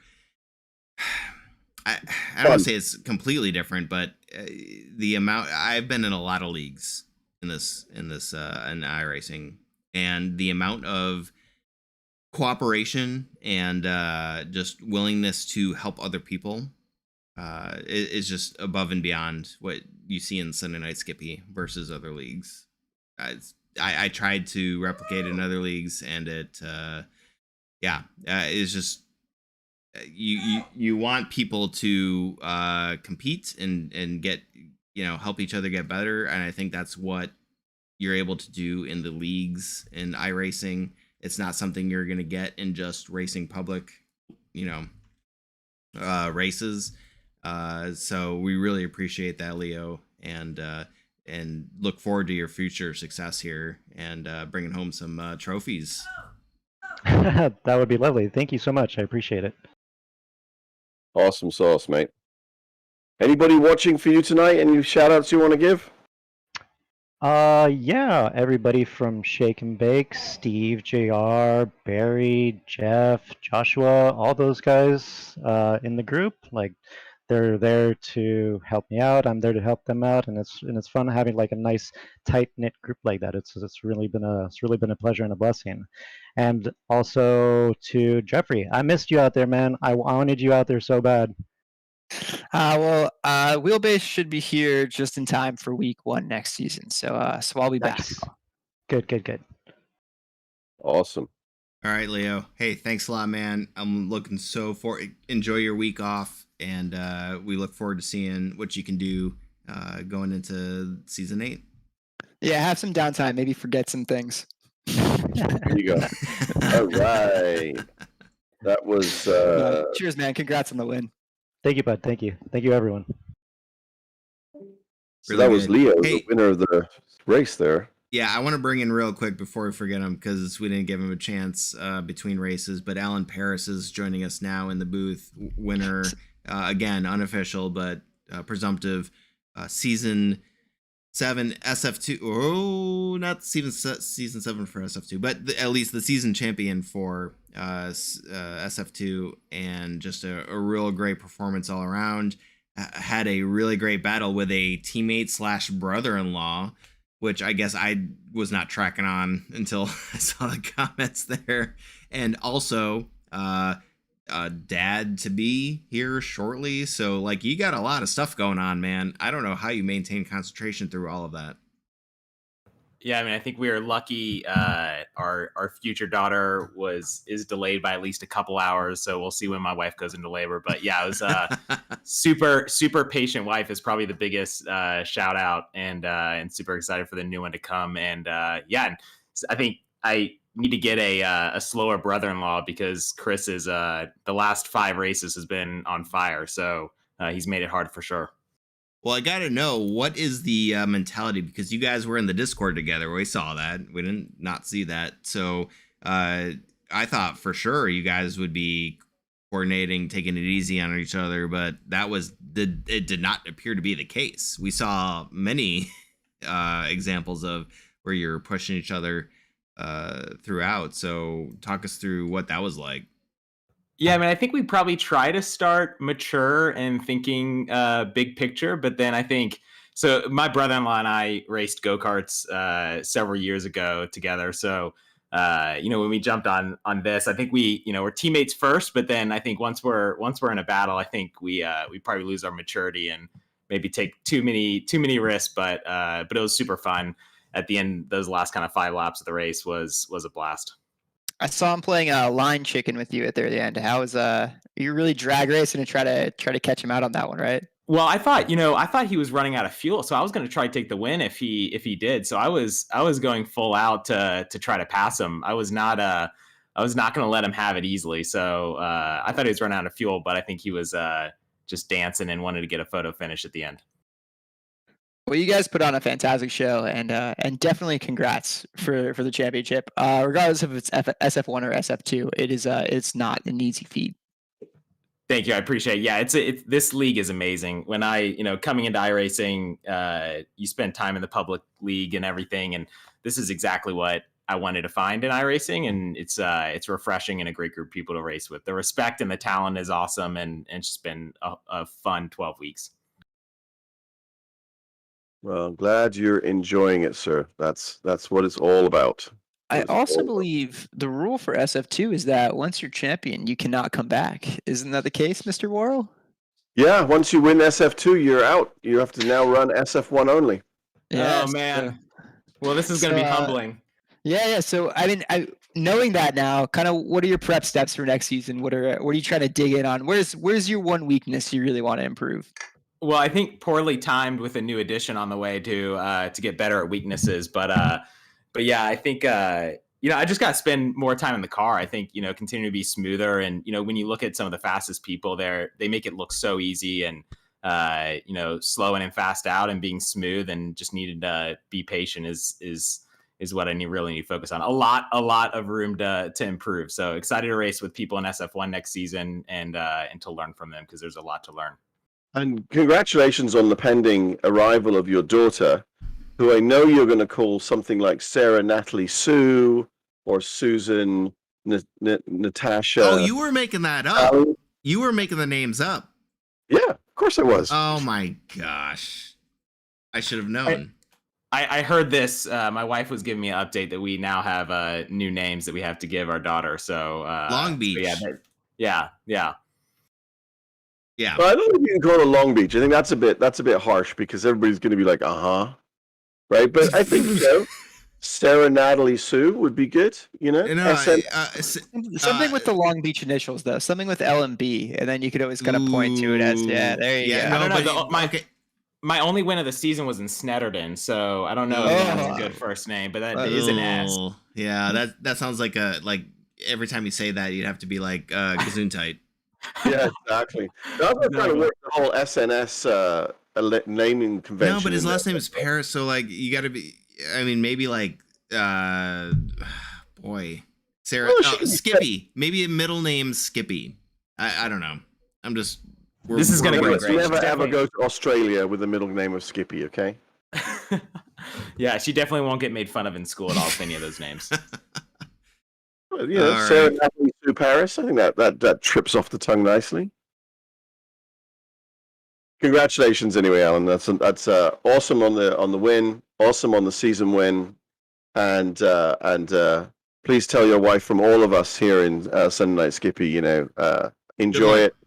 Good luck, and don't call us when you're up at 4 o'clock in the morning changing diapers. Thanks so much. Appreciate it. And thanks for all the time you guys put in this broadcast. You guys do an awesome job. We do expect pictures. There may be pictures posted. Okay, perfect. That's all we ask. That's all we ask. Congratulations, you guys. Thanks so much. Have a good one. Take care, Alan. Oh man, new dad, season champion. That dude's on cloud 9 right now. Got to There imagine. you go. All right, let's Although bring in. I'm just kind of looking forward to getting over with having the actual birth get passed. But, Well, yeah. Not that I've ever to deal with that. Spencer Clark is with us now. Podium winner, Spencer Clark. Yep. Boom. First one. Boom. Yeah. And actually, by pretty, it's a very resounding result. So, I said earlier on the broadcast that I was a little biased because, we did our endurance race together. So I didn't want to necessarily root for you, but it was great seeing you actually being able to work your way up there. And you were up one spot total, which, by the way, where did you come up with that fourth qualifying spot? Pete asked me the same thing in the waiting room, and I honestly don't have an answer for you. Okay, all right, fair enough. You got the nitro, or no? Is it? No, I said it literally on like my first lap that counted. I got a really good bounce coming out of the hairpin, and that set me up for whatever put me in the top 5 for the first like 3 laps. And then I was like, okay, I'll never do that again. That's just gonna be my best lap for the session. And then for whatever reason, I was able to put it together on the rest of it and got one more good bounce, and that's all it wrote. And in fact, it was that exact same bounce that got me the win over Gherkin. He was right up on my tail coming out of the final hairpin on the white flag lap. And if I hadn't gotten that perfect exit, I think he would have passed me on the straight.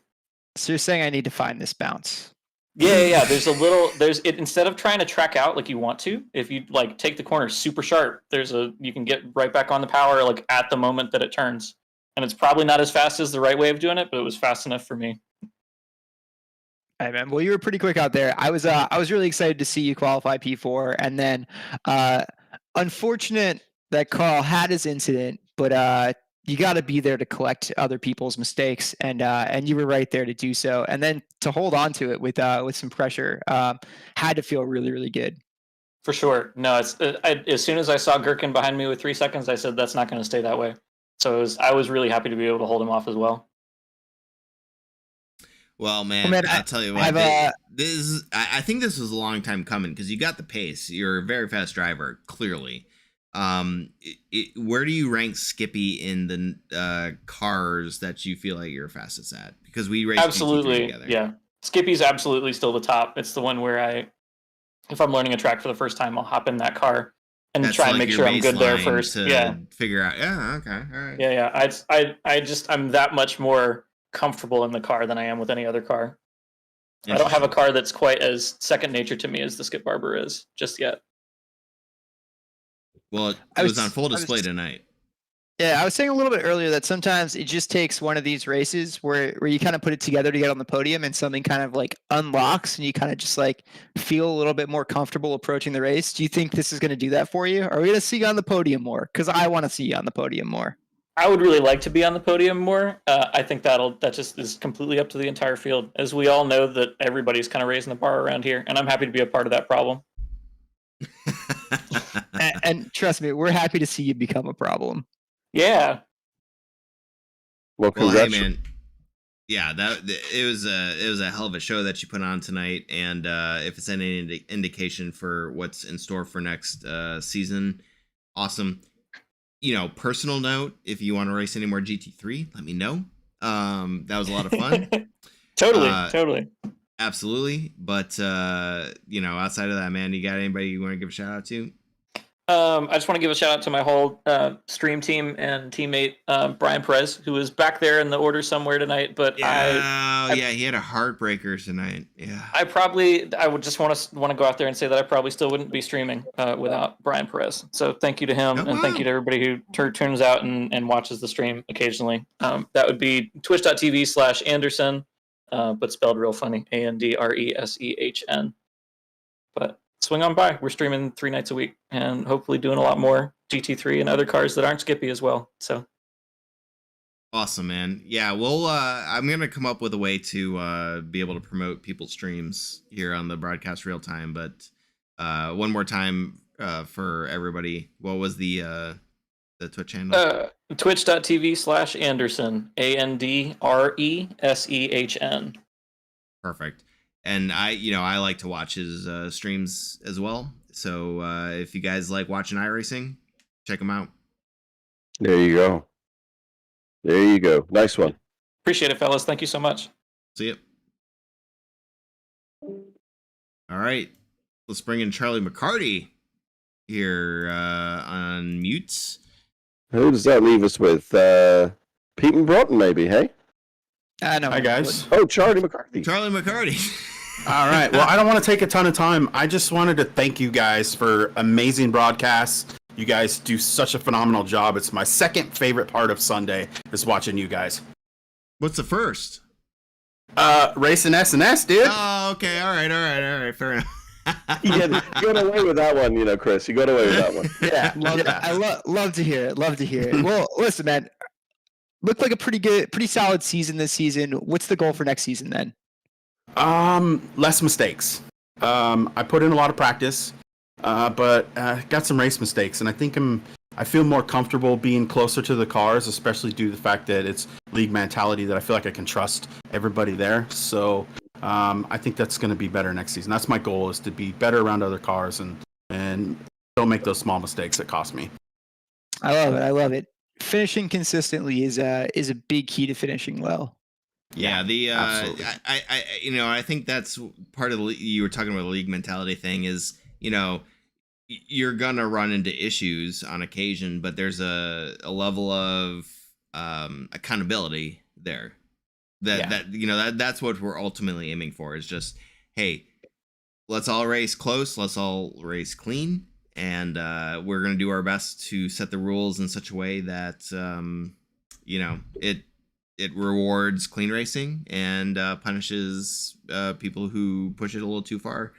It's never going to be perfect, but I think it's going to be a lot better than the public races that you're going to see. So you ended up over 2 spots from where you started, and in a field of 30 cars, that especially in the Skippy Formula 1, where we're collecting some of the best drivers in the Skip Barber Formula 2000, that's huge, man. That's anytime you can advance your starting position, that's awesome. And I appreciate it. Thank you. Yeah. And it was not my best, I can tell you. No. But still, anytime you can advance your starting position, and that's exactly where I'm at too with a lot of the leagues that I'm in, is, you know what, I'm going to start here, and if I can improve that position, I'm going to call that a win. And we've seen a lot of guys who've finished 20th, 21st, whatever, to start their careers, and now they're finishing on the podium. So if you keep at it, I'm so happy for Spencer. Yeah, so right. Spencer and I are pretty close. Right. I really, really am happy for him. Exactly. He's been working so hard this season. So yeah, it's been great. And I want to say congrats to Pete for his championship win. That's really awesome. And thank you guys again. It's been a great season. I really enjoy the broadcast. It really is one of my favorite parts about Sunday. Well, we appreciate you, man. Anybody you want to any last shout outs? Oh, yes. I have my list of sponsors written down on the piece of paper. Can you hear it? There isn't any. Yeah, you got it's totally blank. The steno notepad. Yeah, there's nobody here. All right. So thank you guys. Great season. Look forward to the next one. We got Take care, my friend. Cheers, buddy. Looking All forward right. to what you do next season. Later, guys. Good luck. Thank you. Oh, I almost moved myself out of the conversation. All right. Last, but certainly not least, we have our presumptive champion, Pete Mo Broughton. Hey man, do you do like answering machine greeting messages? I'm just asking for a friend. That's actually one of the prizes that you win for winning the championship, is that Chris will make you a customized answering That's machine. excellent. It'll be I can do Bob instead of Barker. welcome I can race do fan. I can do But that's the Wait, whole reason I wait, did this. I thought it was like, wait, don't tell me. You know, you win, you get the answering machine greeting. That's why I'm here. right. That and coffee mugs. Yeah, no, I'm no oh shoot, what's the wait, don't tell me guy? What's his name? I didn't know there was going to be a test. Oh my god. Yeah, I know what you're talking about though. Yeah. Anyway, congratulations. We'll see what the stewards have to say about your performance tonight, but I'm sure that it'll be Disqualified from the fine. season. Either way, great race. I gotta say, man, we were talking about it earlier. I'm sure you didn't hear, or maybe you did. First multi-time champion of Sunday Night Skippy. I mean, that's dang. That's Yeah, big. that occurred to me the last 2 or 3 laps. I'm like, I think I'm the only one to do it twice. I can Dang. just hold it together. Listen, Dang. I'm gonna blame hardware issues on my lost season here, as it not being me. You can tell Decker's got that real world race experience because he's breaking out those advanced excuses. Yeah. I He mean, sounds I'm like gonna blame everything. There's a he reason sounds why I'm like sitting Kyle in the Busch booth right tonight. now. He's like, my team sucks. I don't know what's going on. It's those new MLS head gaskets, and No, I will Nah, say, really, really well deserved, man. You came Yeah. out like on a hiatus and won the first race of the season, and kind of put your mark on it and said, you know what, I'm back and I'm doing this thing. So honestly, from start to finish, I think it was a very, very well deserved championship. yeah, clearly.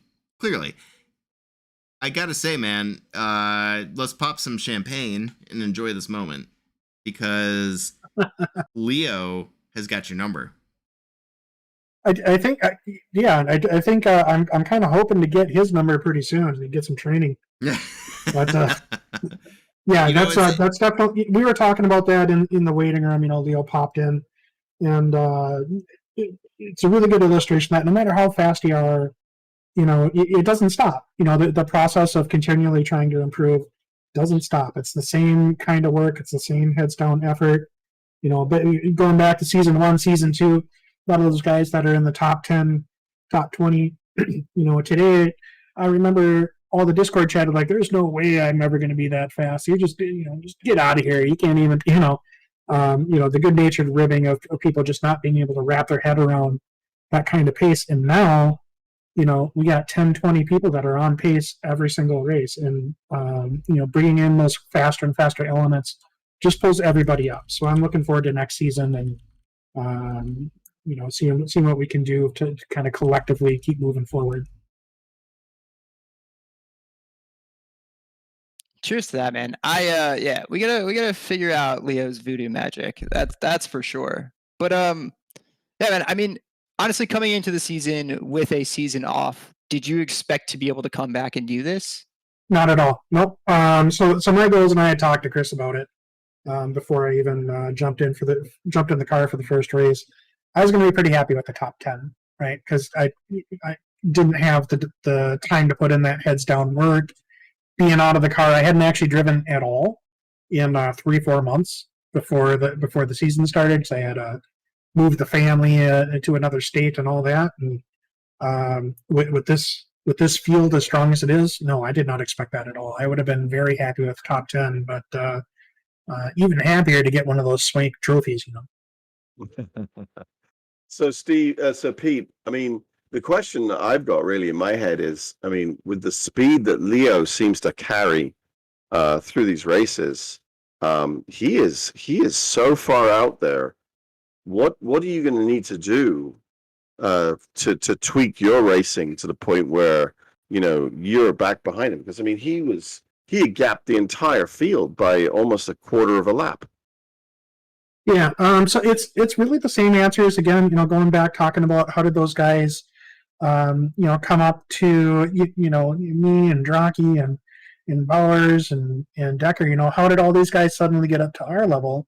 It's asking the questions, looking at the telemetry, pulling one of us aside, asking for another set of eyes. Been doing that with Leo actually. So last week Leo sat and walked me through his whole lap because I'm like, I don't understand. I'm looking at the telemetry, I don't understand what's different, and get his opinion on everything. So Short answer is go to school.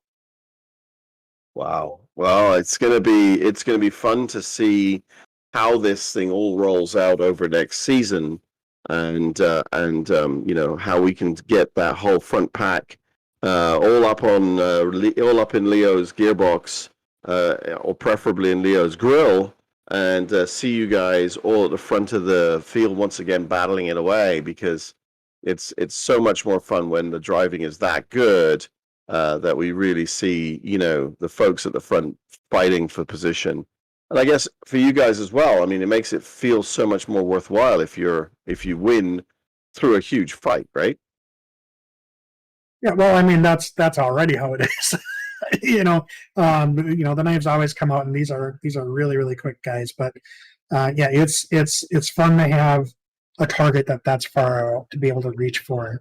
So definitely will be looking forward to irritating Leo as much as I possibly can next season. I like that. Absolutely. Irritate Leo as much as possible. That's brilliant. Wow, well. Well, what a season we've had. I mean, looking back, Pete, what was your favorite race so far of this year? Of the season, sorry, I should say.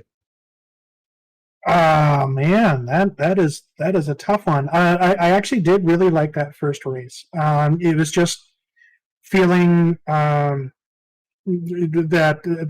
sense of occasion and the pressure and the focus and getting in that flow state and everything, and having that back again after not having been able to drive for so long, and then to pull out the win that night. That was probably the highlight right away. Oh, that's awesome, man. That's awesome. Well, any shout outs you want to give to anybody that might be listening? I just mentioned, Leo had been taking some time to help me out the last couple of weeks. So, shout out to him. He's doing his best to drag me kicking and screaming up to his level. So really appreciate the time that he took. And as always, Mrs. Pete and Micro Pete for letting me play with the toys. But this weekend went on a big old road trip and came home and immediately jumped in the rig, and got a nice supportive family that lets me get away with those kind of shenanigans. So really appreciative. And of course, you guys. I get to see a little bit of how the sausage is made. At least in the Stewart's trailer, and I've got a rough idea of the additional order of magnitude that's in the rest of the administrative work. So thanks a lot to you guys, and of course, Chris and the rest of the Cavalcade folks for putting on this broadcast. Cool beans, man. Well, I'm glad congratulations on the win.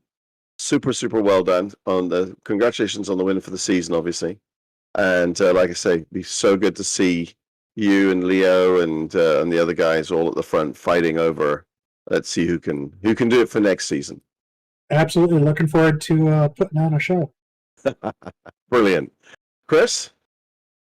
Yeah, just congratulations again, man. I don't know what else to say. You're a legend already. I think the first multi-time season champion is going to earn a place in the annals of SNS history. No matter which way, a single-time champion for sure would do that. So clearly, you've carved yourself a place on the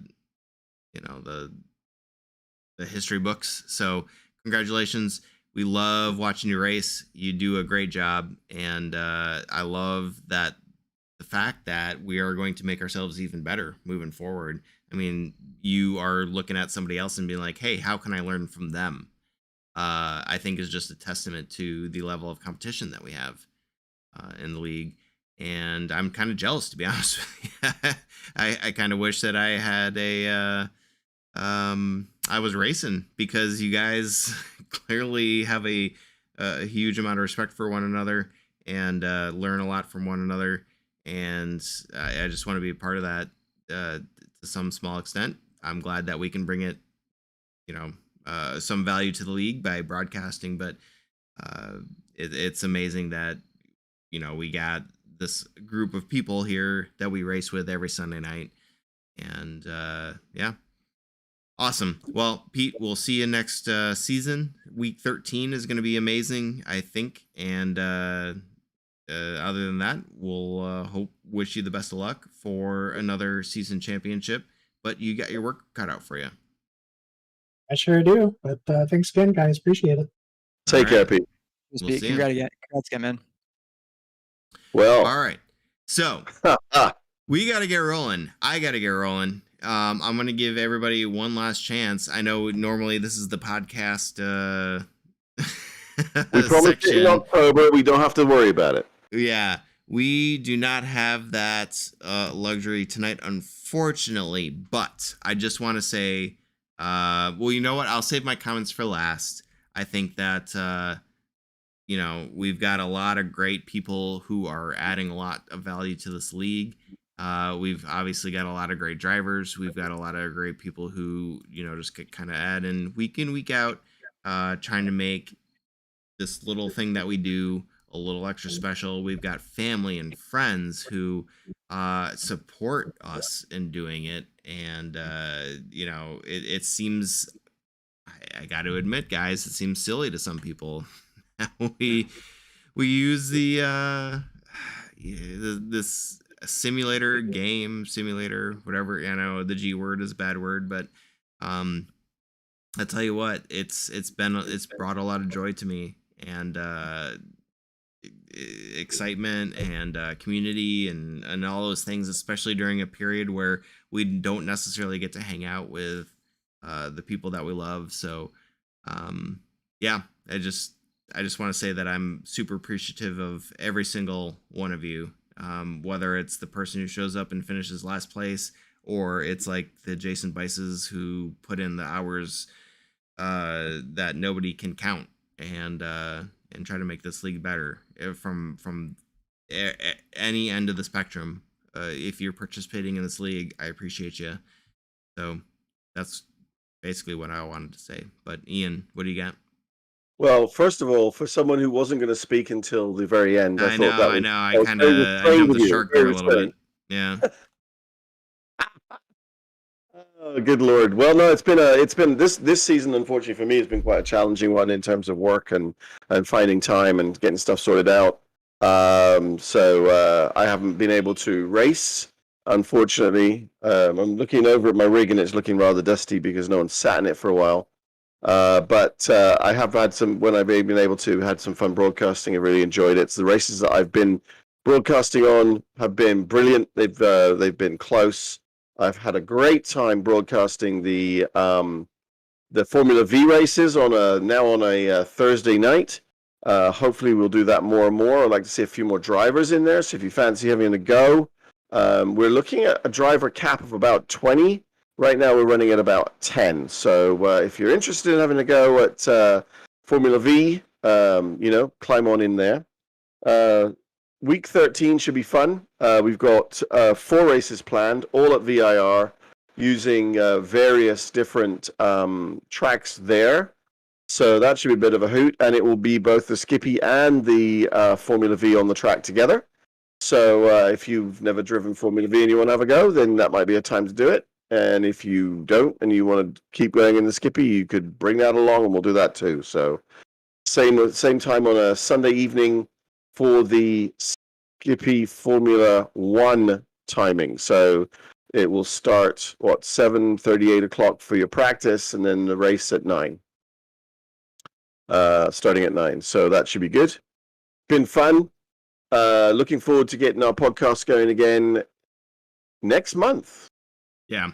I'm taking a sabbatical from iRacing basically for the month of September while we get ready for the our big inspection at work. After that, I think I'm going to have a lot more time to dedicate to all of this and a lot less stress. So, and it sounds like, Ian, you're in this relatively the same boat, not necessarily inspection-wise, but just work-related wise. So hopefully October will yield better results, and we're looking forward to putting our same level of effort and love and time into SNS. Yep, for sure. And the last thing I have to say is, did anybody watch that Formula 1 race today? Oh yeah. Oh my gosh, that was a race. Oh yeah. Yeah, Great big fun. time. Zandvoort Yep. went above expectations. I It want was a little bit of a procession, but at the same time, it was a spectacle. I loved it. Really was awesome. I want the rescan in iRacing. Oh yes. Yesterday. Oh yes. Absolutely. I was on the fence if I did, and I want to keep the legacy version on there, but yeah, that's gonna be great because the cars that I like to race, like the Indy car on that configuration. Oh my gosh. Yes. It'll be crazy. Please. It'll be crazy. Yeah. Yep. Anyway, from me, that's it. Thanks everybody. Really enjoyed broadcasting y'all. Without the people that are racing, we wouldn't have anything to broadcast. So thanks to all the racers. Thanks to the folks that listen to us rattle on and yabber on and talk all this rubbish on a Sunday evening or whenever it is.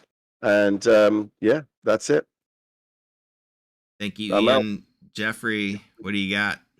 I mean, I think you said it pretty well already. The only thing I'll add is just thank you for letting me join and bother you guys in the booth in my many weeks off the track this season. I hope to be on the track a little bit more next season and in the booth a little bit less. But it's been a pleasure hanging out with you guys. I hope for the opposite, but you know, I guess we all got our preferences. If you want to join me on a Thursday night doing the Sunday night, the Thursday night Formula V, come on down, man.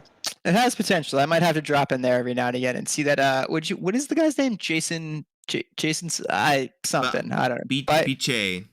Biche. Yeah, that guy. I don't know. Jason Biche, I believe is his name. Yeah, he's French or something. Yeah. Apparently they're trying to put some extra weight in his car for next season.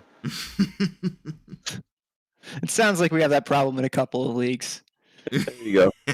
Yeah. Yeah, Anyway, exactly. guys, yeah, that's it for me, man. I just really appreciate you guys. Well, Awesome. we appreciate you and look forward to seeing what you can do next season, either in the booth or on the track. Either way, we don't care. You add value to the league, and we love you. So there you go.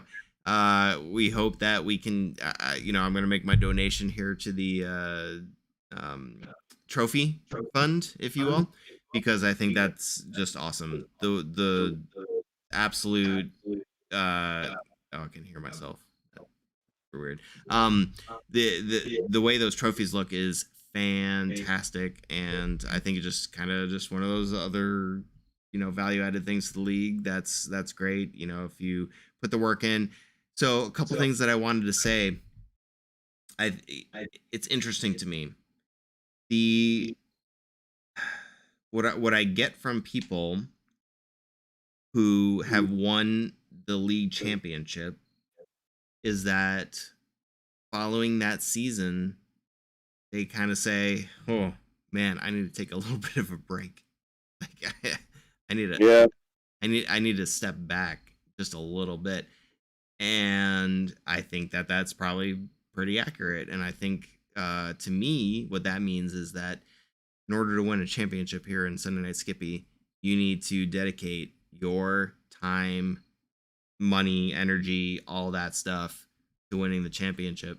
And I just, so that's huge. I think that speaks volumes to what these guys are putting into week in, week out to win that championship.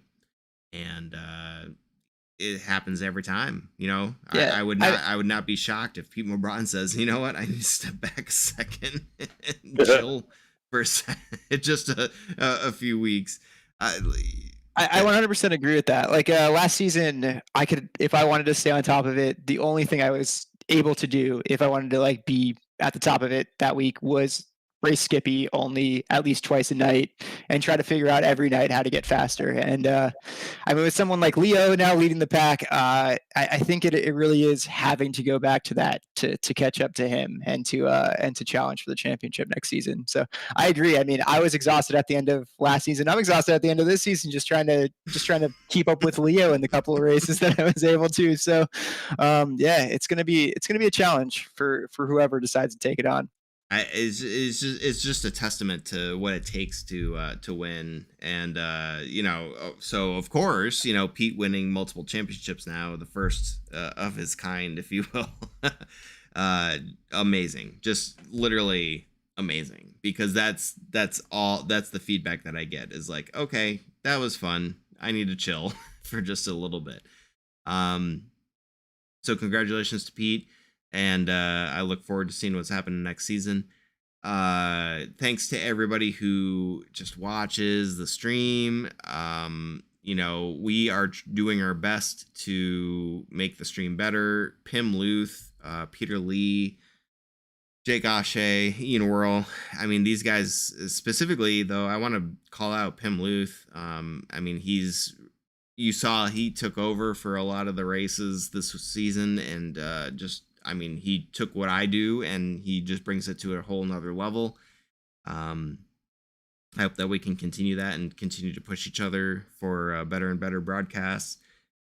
Peter Lee, he has a app, ladies and gentlemen. There is a KevOK app out there right now that you can download. You can watch real time the live timing, just like you would the F1 app, the IndyCar app, the NASCAR app. You can watch the live timing, whether you're friends, family, or a competitor. That's available to you. So check out the Discord in SNS. Go check out the app. Peter Lee has put in a ton of effort to make that app the best it can be. There's standings, there's schedules, there's everything that KevOK broadcasts. I'm speechless. I am absolutely speechless by the amount of effort and time that these guys are putting into just making this, bringing it to the next level. Something that I could never do. So just huge thanks to everybody. Big thanks to Jason Bice, Ian Worrell, Walter Collada, who's been on a little bit of a hiatus because of life, and that happens. Hauser, of course. We've got a whole bunch of people that have built the foundation of SNS, and we hope to continue to grow. Like I said, after September, I'm going to take a little bit of a sabbatical from iRacing proper, but when we come back, hopefully I can get the KevOK shop kind of revamped. If you haven't visited the KevOK shop, we still are up and operational. Etsy.com. Look for KevOK, CAVOK shop, and you can find some SNS gear there. It's still, we haven't updated it yet, but that's just life. But there's still a lot of cool stuff that you can go get. And we'll see where we can go. But that's it. That's all I got. We're going to go. We're going to call it a season. Congratulations to everybody, race winners, season champions. And next season is going to be even better. I guarantee it.